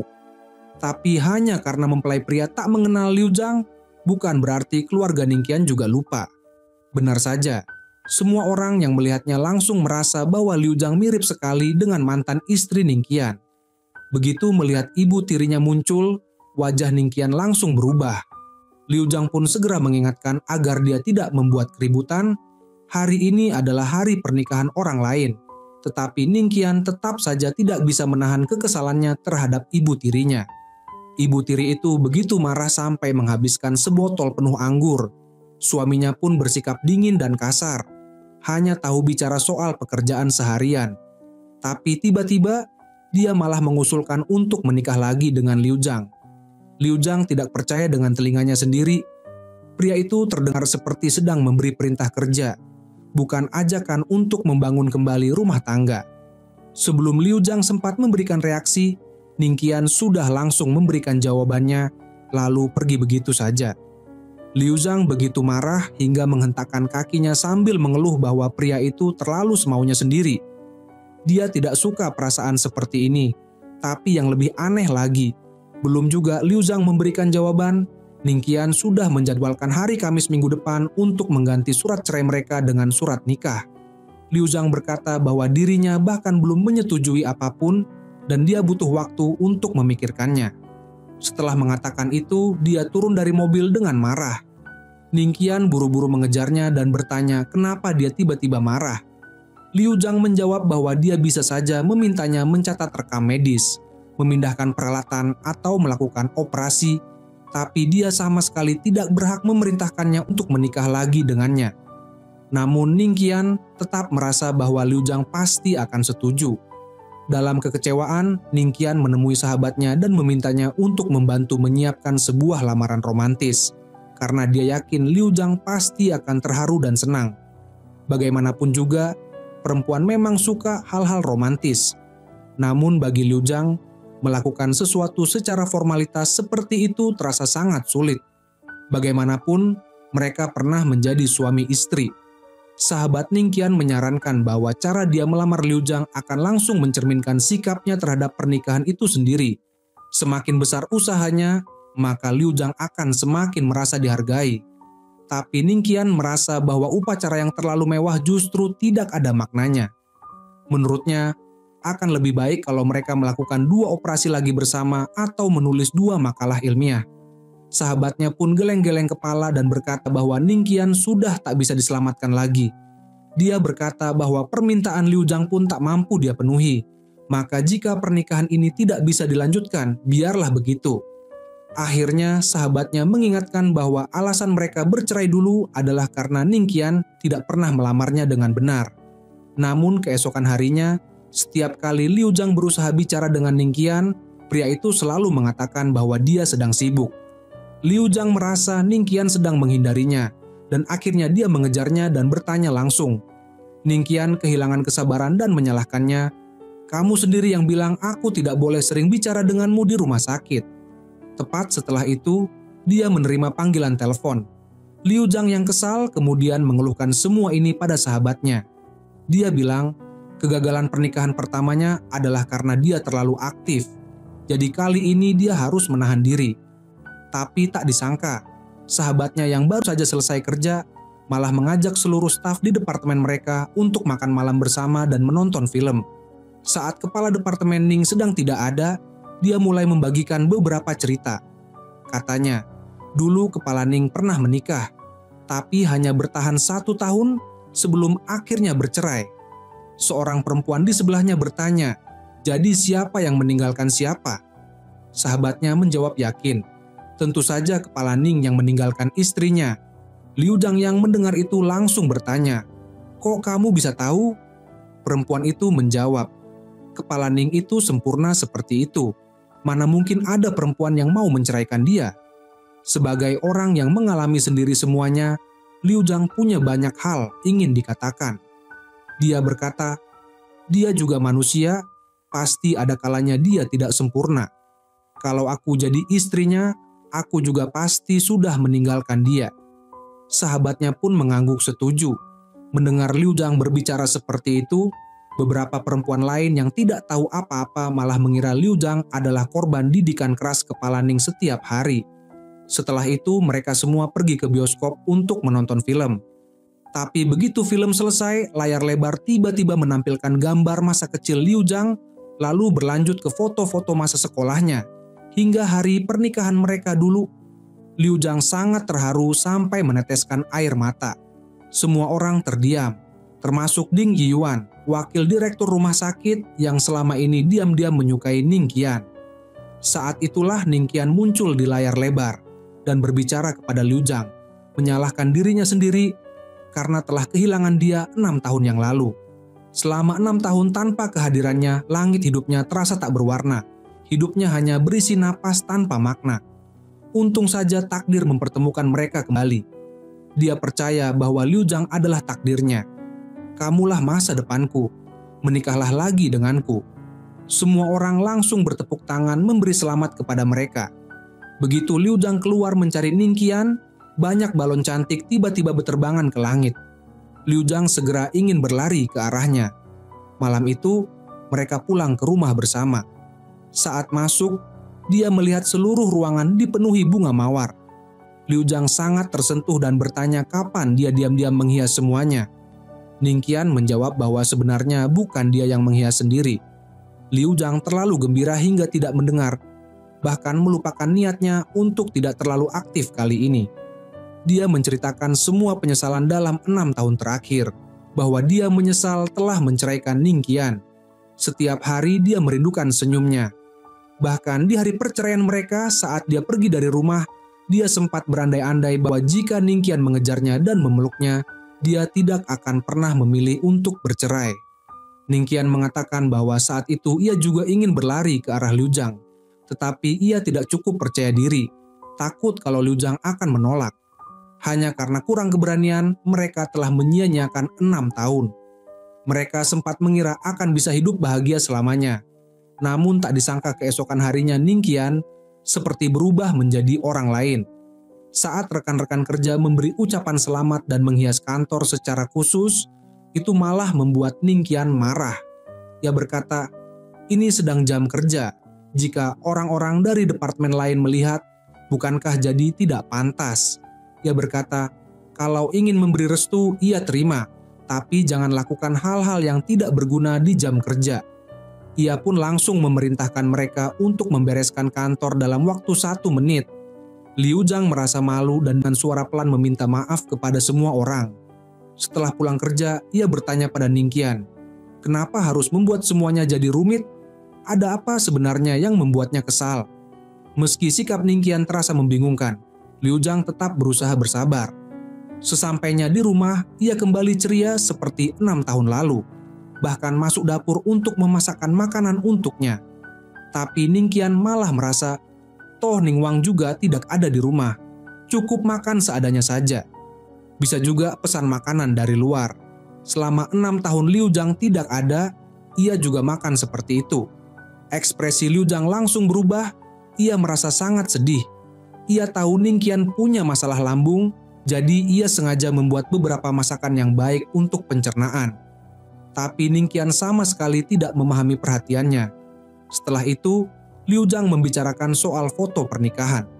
Tak disangka Ning Qian langsung berkata tak perlu foto lagi, foto dari pernikahan sebelumnya masih ada, disimpan dengan baik, jadi tak perlu repot-repot. Ia bahkan bilang, cincin pernikahan lama pun masih ia simpan. Jadi tak usah repot dengan hal-hal seperti ini.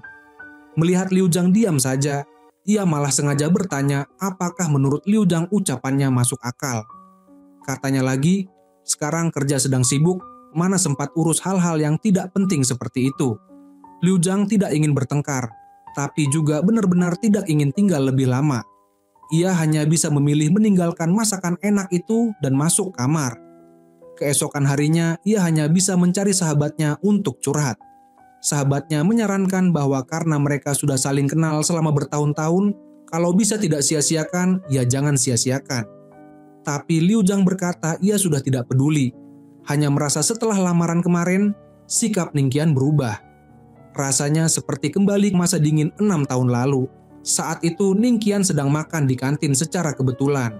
Sahabatnya menyarankan Liu Zhang bicara terus terang dengannya, karena mereka juga akan segera menikah kembali. Tiba-tiba Ningqian mengambil ponsel dan menunjukkan pada Liu Zhang. Katanya ada temannya yang membuka studio gaun pengantin, mereka bisa datang kapan saja untuk foto, bahkan tengah malam pun bisa. Tapi saat Liu Zhang dengan semangat bertanya gaya seperti apa yang ia sukai, Ningqian hanya berkata apa saja boleh. Yang penting Liu Zhang terlihat cantik. Ucapan itu membuat Liu Zhang sangat kesal. Malam harinya Liu Zhang menyarankan untuk memesan hotel. Tapi Ningqian bilang, sore besok ia ada konsultasi medis. Liu Zhang pun harus pergi dengan ayah mertuanya dan ibu tiri. Tetapi karena sekarang adalah musim pernikahan, semua ruang pesta di hotel sudah dipesan. Mereka pun pulang dan melanjutkan pencarian. Tak disangka, Liu Zhang menemukan sebuah rahasia besar. Lamaran Ningqian sebenarnya adalah hasil bayar orang untuk mengatur semuanya. Ia mengira setelah 6 tahun, Ningqian sudah berubah, tapi ternyata masih sama saja. Setelah mengatakan hal itu, Liu Zhang marah dan pergi, menolak upaya Ningqian untuk menahannya. Namun keesokan harinya adalah hari mereka dijadwalkan untuk menikah kembali. Ningqian sudah menunggu di depan kantor catatan sipil, tapi saat Liu Zhang bangun dari tidurnya dalam keadaan bingung, waktu sudah menunjukkan pukul 5 sore. Ia buru-buru pergi ke sana dan Ningqian langsung bertanya dengan nada penuh tuntutan. Apa maksudnya semua ini? Apakah Liu Zhang benar-benar ingin menerima akta nikah itu atau tidak? Belum sempat Liu Zhang menjawab, ia sudah emosi dan berkata, "Kemarin kamu setuju pergi bersama aku enggak?" Liu Zhang membalas dengan marah, "Aku juga enggak bilang enggak mau." Ningqian melanjutkan, kalau merasa ada yang tidak baik dari dirinya, ia bisa berubah. Ia bilang, tak ada yang salah, Liu Zhang boleh menyampaikan pikiran dan perasaannya yang sesungguhnya. Kalau benar-benar ada hal yang tak baik dari dirinya, ia bersedia berubah. Ucapan Ningqian terdengar familiar di telinga Liu Zhang. Dulu ia juga pernah mengatakan hal yang sama padanya. Sekarang giliran Ningqian yang merasakannya. Pada saat itu pengacara Su, orang yang selama ini mengejar Liu Zhang, kebetulan lewat dan melihat momen mereka berpisah. Liu Zhang pun pergi dengan sedih. Pengacara Su merasa ini adalah kesempatan emasnya. Malam harinya Ningqian baru tahu dari ayahnya bahwa Liu Zhang demam di rumah pada siang hari. Saat itulah ia mulai menyadari kalau dirinya terlalu gegabah. Ia pun bertanya pada ayah dan ibunya, mengapa dulu mereka bercerai? Sebenarnya itu adalah luka yang lama disimpan ayahnya. Dulu mereka sangat mencintai satu sama lain, tapi Ibu Ning terlalu sibuk. Setiap hari kalau tidak tidur, ia memikirkan pasien. Saat ayahnya bangun tidur, sang ibu sudah keluar rumah. Mereka seperti tidak pernah benar-benar menikah. Karena itulah, mereka tidak bisa bahagia dalam hubungan yang tidak seimbang. Mendengar ini, Ningqian mulai mengingat semua kelalaiannya pada Liu Zhang di masa lalu. Dan akhirnya ia mengerti mengapa Liu Zhang begitu marah. Hari itu, saat Ningqian pergi kerja, ia sengaja memarkir mobilnya di sebelah mobil Liu Zhang. Lalu diam-diam mengikuti Liu Zhang saat ia pulang kerja. Menunggu Liu Zhang menelepon agar memindahkan mobilnya, Ningqian malah berpura-pura sedang berada di kantor. Setelah datang, dia menjelaskan bahwa dia memarkir mobil seperti biasa. Dan jika Liu Zhang sedang terburu-buru, dia bisa naik dari kursi penumpang. Namun Liu Zhang yang sudah memahami niat kecilnya, sama sekali tidak memperdulikannya dan langsung menyuruhnya pergi. Ningqian berkata bahwa kemarin dia sudah bicara dengan Ning Wang soal pergi mengambil surat nikah. Dan sekarang dia benar-benar tidak tahu harus menjelaskan bagaimana situasinya. Begitu mendengarnya, Liu Zhang sangat marah, menyuruhnya berkata jujur dan segera menyetir pergi. Ningqian merasa semuanya berjalan tidak mulus dan pulang ke rumah dengan penuh kekecewaan. Saat itu sahabatnya menelepon dan mengatakan bahwa rumah sakit akan mengadakan kegiatan kelompok dan pengacara Su juga akan hadir. Meskipun di luar tampak tidak peduli, Ningqian sebenarnya tidak bisa menahan diri dan meminta sahabatnya membantunya memilih pakaian yang benar-benar modis, bersumpah akan bersaing dengan pengacara Su. Dalam perjalanan pulang, Ningqian melewati toko kue dan teringat bahwa Liu Zhang pernah bilang dia paling suka kue keju yang belum dipanggang. Dia pun segera memarkir mobil untuk membelinya. Namun pelayan mengatakan bahwa kue tersebut sudah habis. Keesokan paginya, demi membeli kue keju yang belum dipanggang, Ningqian datang terlambat ke acara rumah sakit. Saat itu pengacara Su sudah sampai, sementara dia belum. Tepat 1 detik sebelum bus berangkat barulah dia muncul. Melihat 2 orang itu bercanda dan tertawa riang, dia berpura-pura membaca buku di sebelah mereka. Padahal sebenarnya sangat cemburu. Saat tidak ada yang memperhatikan, dia diam-diam meletakkan kue keju di samping ponsel Liu Zhang. Bahkan mendorong barang-barang di sekitarnya agar makanan itu bisa terlihat jelas oleh Liu Zhang. Saat Liu Zhang hampir melihatnya, dia malah dipanggil oleh pengacara Su. Namun, tindakan itu justru ketahuan oleh rekan pria mereka, yang kemudian memakan kue keju tersebut. Ini adalah rasa cinta pertama milikku, katanya. Liu Zhang sepertinya juga menyadari sesuatu. Dia buru-buru berdiri dan melihat ke arah Ningqian, lalu melihat kantong berisi kue keju di sebelahnya, namun Ningqian dengan sengaja memalingkan wajah. Mantan suami yang selalu menjaga jarak itu akhirnya mengungkapkan perasaan yang telah lama dia pendam. Aku mencintaimu. Aku mencintaimu lebih dari 6 tahun lalu. Aku tidak tahu kapan aku mulai mencintaimu. Mungkin saat kita bercerai. Mungkin saat kita bertemu kembali di Afrika. Tak disangka, pada akhirnya mereka tetap berpisah. Ningqian benar-benar yakin bahwa perasaannya terhadap Liu Zhang kini telah berbeda dari 6 tahun lalu. Kalau saja aku mengatakannya lebih awal, mungkin akan lebih baik. Jangan pernah lagi menggunakan jasa pengakuan cinta itu, ujarnya. Tapi Ningqian telah mengambil keputusan. Dia tidak ingin menikah lagi dengan Liu Zhang, karena dia telah belajar banyak dari pernikahan orang tuanya.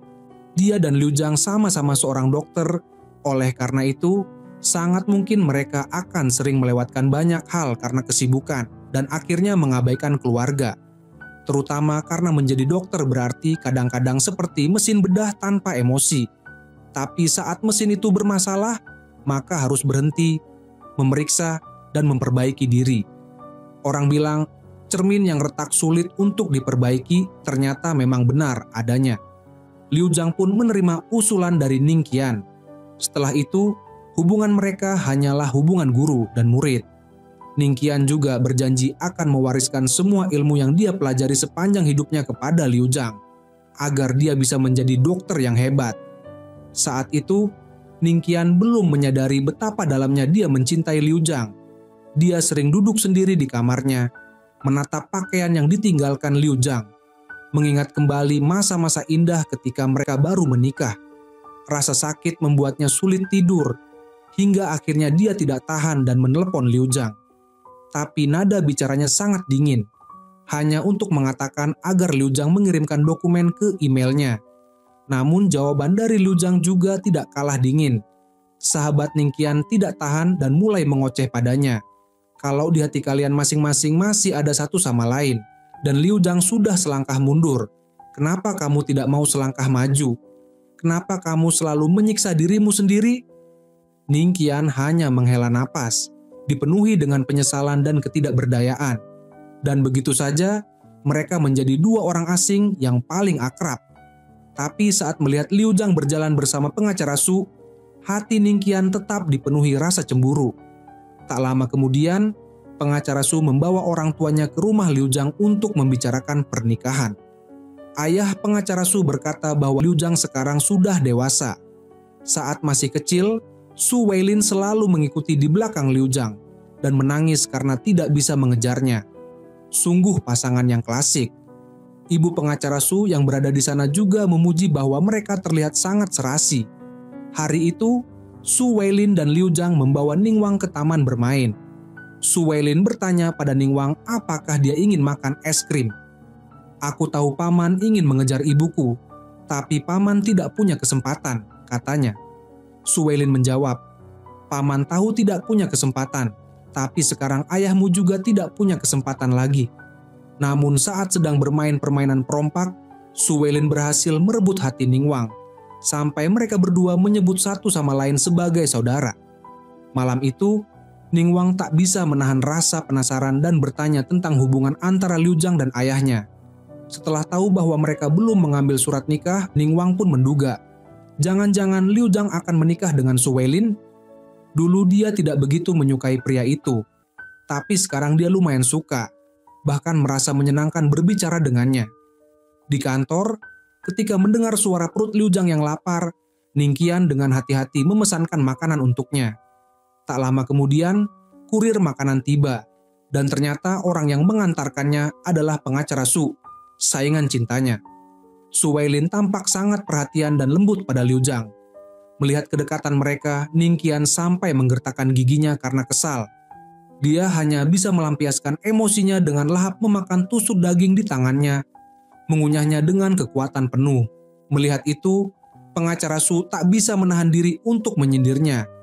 "Waktu tim building sebelumnya, aku tidak melihat kamu begitu suka makan daging bakar." Karena Ningqian tidak menjawab, Su Weilin melanjutkan, "Kalau terus makan jenis makanan yang sama pasti akan bosan. Ganti selera rasanya akan lebih menyegarkan." Tapi Ningqian mengabaikannya dan terus memakan daging bakar dalam potongan besar, bahkan membuka sekaleng cola untuk meredakan amarahnya. Malamnya, Ningqian tiba-tiba merasa sakit perut dan meringkuk di sofa. Liu Zhang merasa khawatir. "Bukannya kamu makan sendiri?" "Makanya, pantas saja. Bukannya kamu minum air hangat atau apa?" Tapi Ningqian menjawab, "Tidak apa-apa." Setelah diperiksa, ternyata dia menderita radang lambung. Dokter menyarankan agar dia lebih bisa mengatur emosinya. Kemudian, Liu Zhang mengantar Ningqian turun ke lantai bawah. "Mau naik lagi nggak?" tanyanya. "Nggak usah," jawab Liu Zhang. Tapi Ningqian berdalih bahwa masih ada barang milik Liu Zhang di lantai atas, lalu bertanya apakah dia ingin membawanya sekaligus. Sebenarnya dia hanya ingin mencari alasan agar Liu Zhang naik lagi. Begitu masuk, Liu Zhang langsung melihat patung kecil berbentuk mereka berdua. Saat itu, hatinya sedikit melembut. Ningqian dengan sikap dingin dan sombong sebenarnya ingin mengungkapkan perasaannya. "Ningwang bilang dia suka, jadi aku juga tidak buang," katanya sambil melihat patung itu. Liu Zhang mengemasi barang-barangnya di kamar sendirian, sementara Ningqian hanya bisa berdiri dan melihat dengan hati seperti terbakar, ingin menahan Liu Zhang tetap tinggal, tapi tak mampu berkata apa-apa. Momen itu sangat mirip dengan dirinya 6 tahun lalu, tidak mengucapkan sepatah kata pun untuk menahan orang yang dicintai. Namun di hati Liu Zhang masih ada sedikit harapan bahwa Ningqian akan mengatakan sesuatu. Tepat saat itu, Ningqian malah membuka bajunya di hadapan Liu Zhang dan berkata, "Kalau begitu aku nggak bisa mengantarmu. Tolong tutupkan pintu." Kalimat itu membuat semua harapan kecil Liu Zhang hancur seketika. Beberapa hari kemudian, Ningwang harus kembali ke rumah ibu kandungnya. Maka sebelum pergi, dia sengaja mengajak Liu Zhang untuk jalan-jalan bersama. Ketika Ningqian mengantar mereka turun, tiba-tiba melihat Su Weilin datang dengan mobil mewah untuk menjemput mereka. "Mau makan apa?" "Paman traktir," tanya Su Weilin. "Aku mau makan jagung," kata Ningwang. Ningqian, tanpa peduli apakah Su Weilin setuju atau tidak, langsung naik ke dalam mobil. Malam itu ayahnya menyiapkan meja makan penuh hidangan lezat. Ternyata hanya untuk memohon agar Ningqian bersedia melakukan operasi pada ibu tiri mereka. "Tolong selamatkan istri ayah, tolong bantu," pintanya.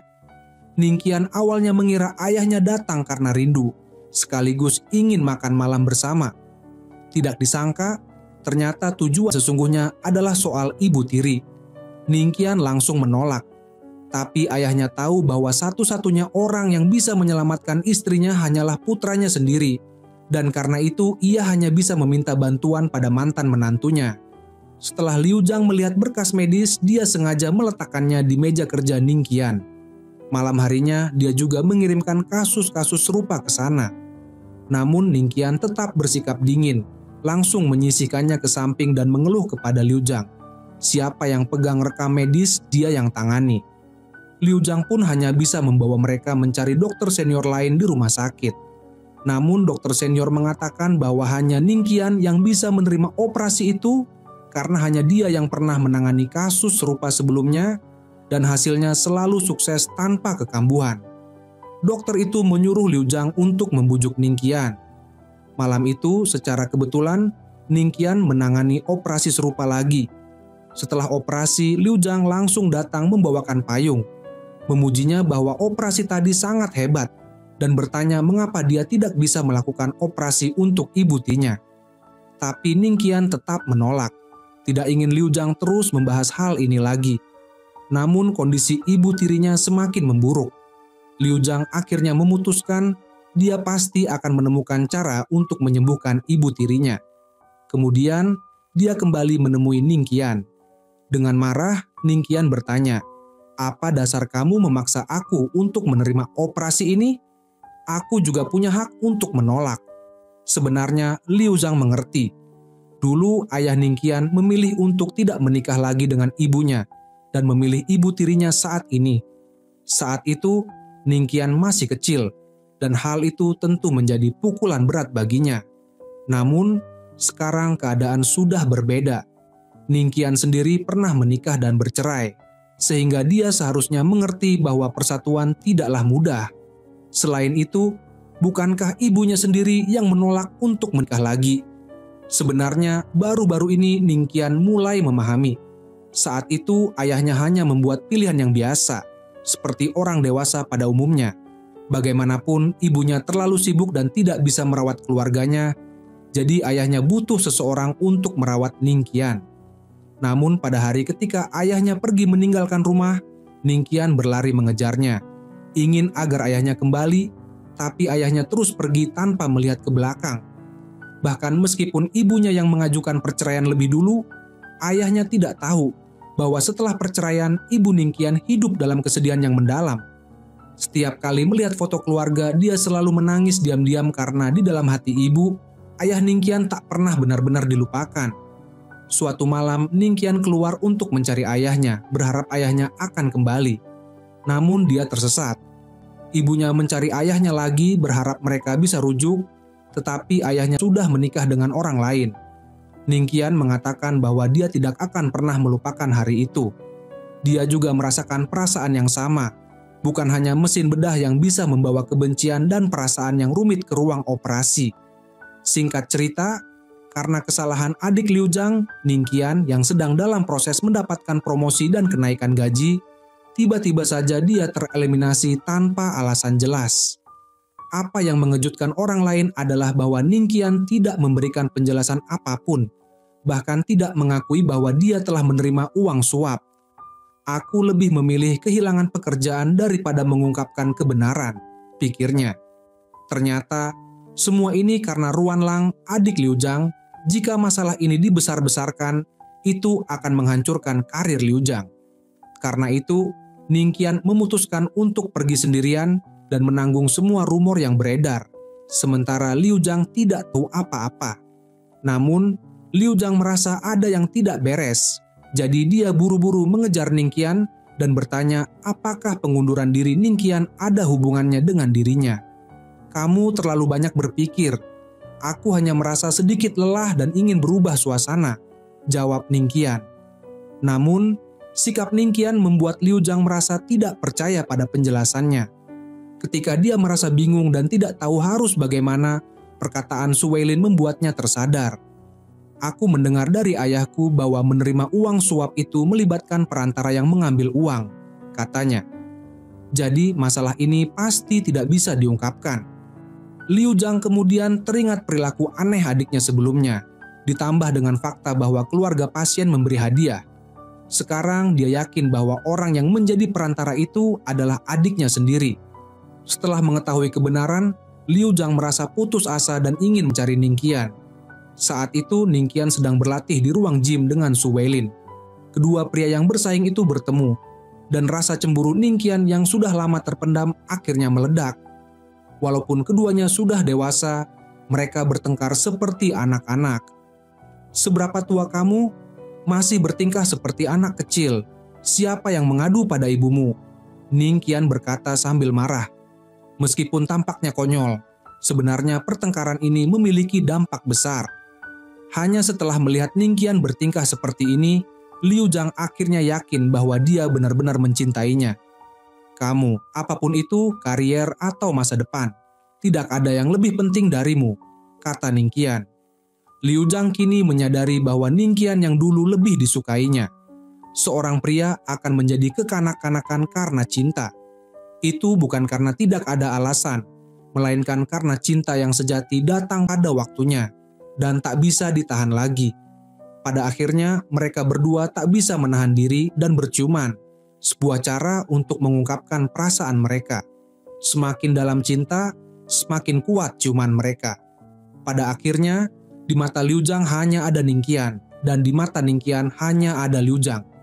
Setelah itu, dengan bantuan Su Weilin, mereka berhasil menangani masalah amplop suap. Bisa dikatakan, keduanya meraih hasil melimpah dalam hal cinta dan karier. Ningqian yang sekarang ketika pergi ke rumah mertuanya selalu melibatkan pekerjaan rumah tangga. Dulu, dia sangat berbeda. Sekarang, dia lebih berhati-hati dan penuh perhatian saat mengirim pesan kepada Liu Zhang, hanya dengan satu kalimat yang penuh keraguan. Untuk meningkatkan keterampilan profesionalnya, Ningqian bahkan begadang semalaman, berlatih soal dengan pacarnya, dan belajar teknik-teknik kecil di internet untuk dipraktikkan keesokan harinya. "Kenapa kamu pakai pakaian sedikit formal?" tanyanya. "Apa kamu berpikir aku keluar dengan jaket hanya agar kamu bisa pakai pakaian sedikit? Jangan tertawa, serius sedikit." Ningqian berkata sambil marah. "Hasilnya aku pergi membeli pakaian baru untukmu." Lanjutnya, setiap langkah yang dilakukan Ningqian untuk Liu Zhang sangat menggembirakan hati Liu Zhang. Hanya dalam waktu 2 minggu, mereka sudah pergi berjalan-jalan 6 kali, menonton film 4 kali. Mereka telah melewati banyak kesulitan dan sampai di titik ini, Liu Zhang sekarang benar-benar terlihat seperti pengantin baru yang baru saja menikah. Selama waktu itu, setiap hari Ningqian menciptakan kejutan-kejutan romantis untuk Liu Zhang. Hadiah muncul di mana-mana dan kapan saja. Kadang berupa cincin baru, kadang berupa hal lama yang terasa seperti baru lagi. "Liu Zhang, kamu mau menikah denganku lagi?" Ningqian bertanya. "Aku janji ini adalah lamaran terakhirku tanpa paket apapun." Ningqian mempersiapkan segalanya dengan hati-hati. Meskipun sangat sederhana, namun bisa dirasakan bahwa dia sudah menghabiskan banyak usaha untuk itu. Namun, ketika mereka sedang mempersiapkan pernikahan mereka, kejadian tak terduga terjadi. Ayah Liu Zhang didiagnosis menderita kanker hati stadium akhir, dan waktu yang tersisa sangat sedikit. Ayahnya yang jelas sudah tersiksa, hampir tak bisa membungkuk lagi. Setiap gerakan sedikit saja akan membuatnya sangat sakit. Namun dia tetap bersikeras untuk menyembunyikan penyakitnya dari putrinya. "Mengapa ibu memberitahukan mereka? Jika aku memberitahu mereka, mereka akan khawatir. Lebih baik biarkan mereka fokus bekerja," katanya. Liu Zhang melihat ayahnya seperti itu. "Ayah, ibu, apa yang kalian lakukan? Haruskah aku pergi?" tanyanya khawatir. Namun, senyum di wajah putrinya tampaknya dapat menyembuhkan rasa sakit ayahnya. Setelah merasa sakit hingga tak bisa membungkukkan badan, sekarang dia bisa berjalan dengan lancar. Namun, tubuh ringkihnya masih menunjukkan bahwa dia berusaha keras untuk bertahan. Ayahnya tetap mengingatkan Liu Zhang untuk menjaga kesehatan. Namun kali ini kata-katanya lebih banyak, dengan nada yang penuh kenangan dan rasa tidak rela. Setelah selesai, dia meminta agar Liu Zhang segera pulang. Ibu Liu Zhang diam-diam mengusap air mata, karena mereka berharap wajah putri mereka selalu tersenyum cerah. Ayah Liu Zhang tak dapat menahan air matanya. Mungkin bagi Liu Zhang ini hanya perpisahan sementara, tapi bagi ayahnya, ini bisa jadi perpisahan terakhir. Dia terburu-buru keluar ke balkon, melihat bayangan putrinya berjalan menjauh. terlihat seperti Liu Zhang kecil yang dulu selalu menunggu ayah pulang. Perpisahan selalu penuh kesedihan. Hidup ini sepertinya setiap pertemuan adalah yang pertama dan terakhir. Liu Zhang perlahan-lahan berjalan menjauh dan air mata ayahnya akhirnya jatuh setelah sekian lama ditahan. Meskipun Ningqian sering merasa kesulitan dan lelah, setiap hari dia tetap menciptakan berbagai kejutan untuk Liu Zhang, karena dia sudah berjanji kepada ayah Liu Zhang untuk memperlakukan putrinya dengan baik. Oleh karena itu, dia memikul tanggung jawab yang diberikan ayah Liu Zhang untuk mengurus dan mencintai gadis di depannya ini. Tahun ini adalah tahun yang buruk bagi mereka. Mereka menghadapi wabah penyakit yang berbahaya, sangat sibuk dan lelah. Namun bahaya selalu datang secara tiba-tiba. Tumor otak Ningwang tiba-tiba kambuh lagi. Bolehkah aku berlutut? Tolong selamatkan anak itu, selamatkan anak itu. Aku tidak tahu siapa lagi di dunia ini yang bisa menyelamatkannya, kata Ibu Ningwang dengan putus asa. Ningqian sangat marah, namun juga merasa tidak berdaya. Bagaimanapun, kejadian ini sudah terjadi dan dia belum sempat menyelesaikan masalah Ningwang. Setelah itu, ayah Liu Zhang pun kondisinya semakin buruk dan dia harus dibawa ke rumah sakit. Baru saat itu Liu Zhang mengetahui kenyataan yang pahit. Liu Zhang dulu berpikir bahwa kebahagiaannya akan berlangsung selamanya. Meskipun dia seorang dokter yang tahu bahwa hidup dan mati adalah hal yang biasa, dia tidak pernah membayangkan suatu hari orang tuanya akan meninggal. Ketika kejadian ini menimpa dirinya, bahkan orang yang paling rasional sekalipun akan merasa kosong dan tidak mampu menerima kenyataan. Ayah Liu Zhang pulang ke rumah tak lama kemudian dan akhirnya pergi pada suatu sore yang tenang. Dunia ini sangat luas. Setiap detik dan menit lalu ada kelahiran dan kematian. Ayah Liu Zhang hanya salah satu dari ribuan orang yang telah pergi. Dari sudut pandang lain, kita bisa mengerti bahwa dia mengorbankan hidupnya untuk memberikan kehidupan baru bagi Ningwang. Pemakaman ayah Liu Zhang hanya dihadiri beberapa orang. Tidak seperti kebanyakan pemakaman, dia memilih untuk dimakamkan di laut. Siapa yang mengatakan orang-orang zaman dulu tidak mengerti tentang romantisme? Setelah itu, wabah datang lagi dan mereka harus menghadapi lebih banyak tantangan. Liu Zhang bekerja di luar negeri dan berhasil menyelamatkan seorang anak kulit hitam di meja operasi. Namun segera setelah itu, dia terhalang oleh kelompok pemberontak. Liu Zhang yang tumbuh di masa damai tidak pernah menyaksikan kekerasan seperti ini, merasa sangat ketakutan. Pria ini, yang bernama Bablu, adalah pemimpin pemberontak terbesar saat itu. Anak yang baru saja diselamatkan oleh Liu Zhang adalah anak laki-laki milik Bablu. Bablu melihat orang-orangnya, mereka segera membawa Liu Zhang dan anak tersebut pergi. Ningqian, jangan datang ke sini. Tanpa dokter di sampingnya, anak ini akan kehilangan nyawanya kapan saja, kata Liu Zhang dengan cemas.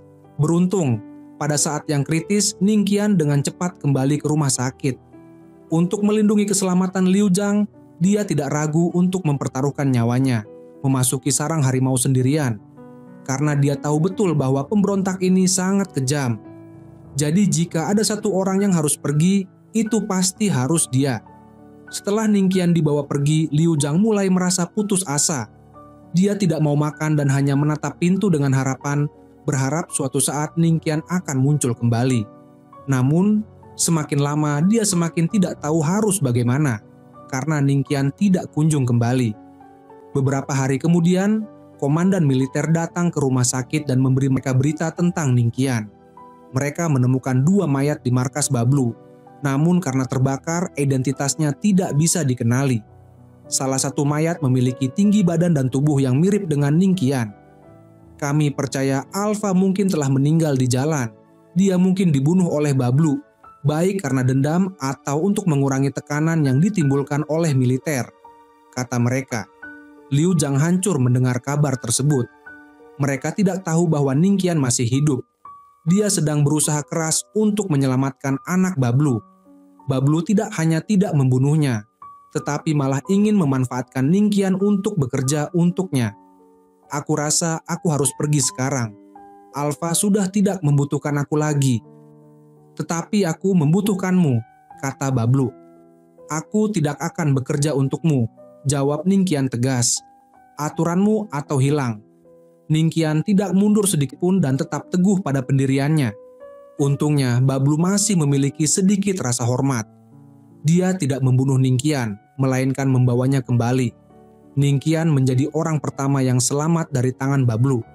Dia segera menjadi pahlawan di tempat itu.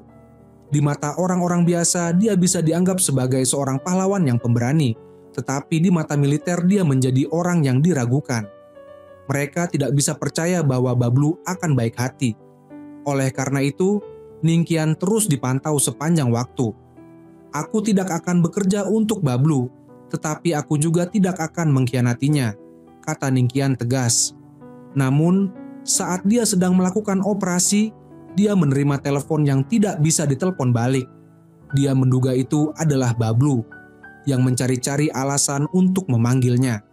Karena khawatir Ningqian mengungkapkan informasi tentang Bablu, militer secara langsung membawa dia kembali. Ningqian dengan kuat menolak semua permintaan mereka. Terlepas dari apa yang mereka tanya, jawabannya selalu sama. Tidak tahu. Mereka mengetahui bahwa Ningqian adalah pemuda yang keras kepala, jadi mereka mulai menekan Liu Zhang. Tidak disangka, Liu Zhang juga bukan orang yang bisa dipermainkan. Dia segera menghubungi sekelompok wartawan untuk memanfaatkan penyakit alfa dan membentuk opini publik. Taktik ini membuat militer panik. Sayangnya saat kuliah aku tidak belajar dengan serius tentang taktik perang, kata Liu Zhang. Melalui berbagai tindakan Liu Zhang, Ningqian akhirnya dibebaskan. Tidak hanya itu, mereka berhasil menyelamatkan Alpha dan bahkan ikut berkontribusi dalam menghentikan tembakan dari pihak pemberontak terhadap militer. Pemerintah dan Bablu akhirnya mencapai kesepakatan untuk menghentikan tembakan selama 24 jam, yang berarti perdamaian datang.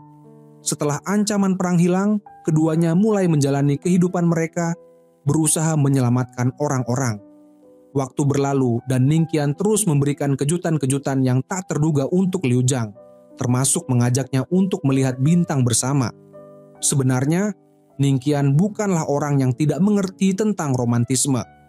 Teman-temannya yang pernah belajar bersamanya di Amerika mengatakan kepada Liu Zhang bahwa setelah 6 tahun belajar di luar negeri, ketika kembali ke Cina, Ningqian menghabiskan 1 sore penuh di pusat perbelanjaan untuk memilih hadiah untuk Liu Zhang.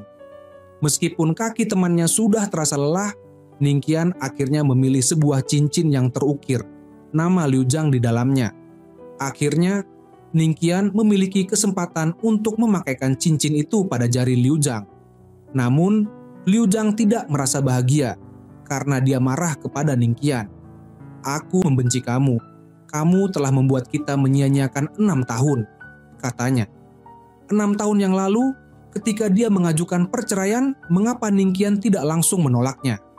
Ningqian menjelaskan, saat itu aku masih terlalu muda, selalu meragukan apakah aku cukup menyukaimu atau cukup mencintaimu. Baru setelah itu aku menyadari, sebenarnya aku selalu takut bahwa aku tidak bisa memberikan kebahagiaan yang kamu inginkan.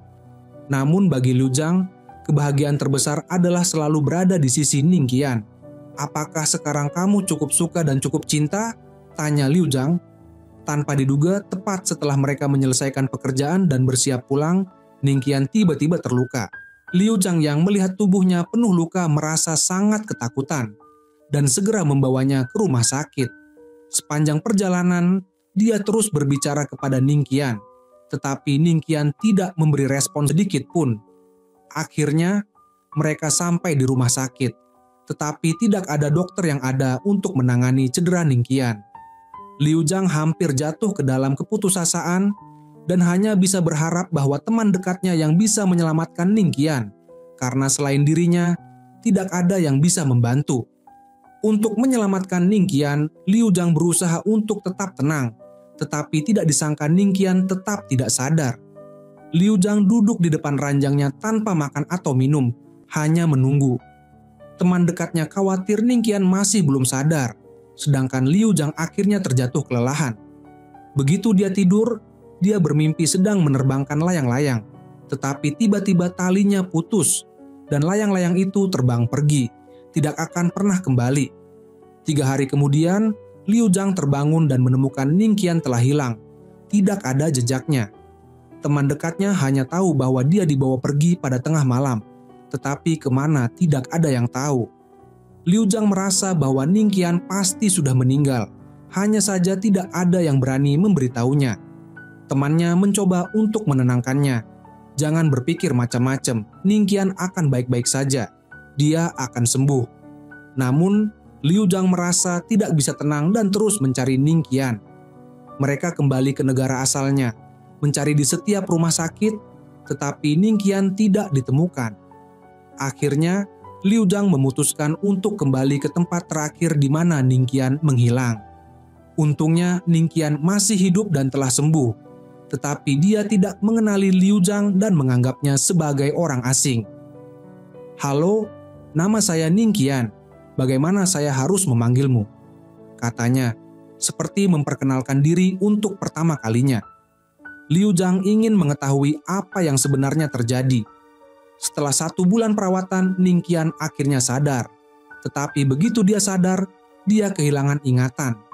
Meskipun selama masa perawatan ayahnya sering menyebut nama Liu Zhang, tetapi pada akhirnya dia tidak bisa mengingat apa-apa. Dia hanya ingat bahwa ibunya dimakamkan di sini, dan setelah sembuh, dia segera pergi ke sana. Pada saat itu, Ningqian membuka pintu, dan temannya bertanya apakah dia ingin berbicara dengan Liu Zhang. Ningqian menolaknya dan mengatakan tidak perlu. Meskipun Liu Zhang tidak bisa menerima kenyataan ini, yang penting adalah Ningqian masih hidup. Dia segera menghubungi temannya dan memberitahu kabar tersebut. Temannya menyarankan agar Liu Zhang lebih banyak berinteraksi dengan Ningqian, mungkin suatu hari dia akan mengingatnya kembali, dan semua orang akan bahagia. Melihat Ningqian bermain basket, Liu Zhang teringat masa kuliah saat dia selalu mengejar Ningqian. Tiba-tiba, Ningqian memanggil namanya Liu Zhang. Dia mengira Ningqian telah mendapatkan kembali ingatannya dan ingin berlari kepadanya, tetapi dia dihentikan. Ningqian berkata, "Kata Simon, dulu kita memang kenal, tapi namamu terdengar aneh." Liu Zhang terkejut. Liu Zhang menyadari bahwa Ningqian telah banyak berubah. Selain mengetahui cara mengucapkan maaf, dia kini lebih sering tersenyum. Liu Zhang mengatakan kepadanya, "Sekarang kamu tidak mengingatku, tapi aku berterima kasih karena kamu masih hidup." Ningqian kini seperti anak kecil yang penuh dengan semangat. Dia mengundang Liu Zhang untuk pergi mendaki gunung bersama. Liu Zhang merasa sangat terkejut karena dulu Ningqian sering bekerja di ruang operasi dan ruang rumah sakit, selalu ingin sendiri dan diam. Tidak disangka sekarang dia lebih suka beraktivitas di luar, menikmati permainan olahraga luar ruangan yang sangat berbeda dari sebelumnya. Ningqian juga merasa bahwa dirinya yang dulu sangat membosankan.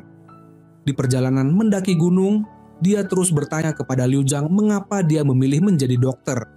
Liu Zhang menjawab, "Itu adalah rahasia, tunggu sampai kita sampai puncak gunung, baru aku akan ceritakan." Sebenarnya, Liu Zhang memilih menjadi dokter karena saat dia masih di sekolah menengah, dia melihat Ningqian di papan pengumuman sekolah. Ningqian adalah ilmuwan pertama di tahun itu yang masih belajar untuk meraih gelar master dan doktor. Ningqian mendengar cerita itu dan merasa bingung. "Aku juga tahu sebuah rahasia tentangmu. Dulu aku dengar kamu menyukaiku." Cerita mereka pun berakhir di sini. Film ini seolah ingin mengatakan kepada kita bahwa selama kita saling mencintai dengan tulus, sebuah kaca yang pecah bisa diperbaiki kembali.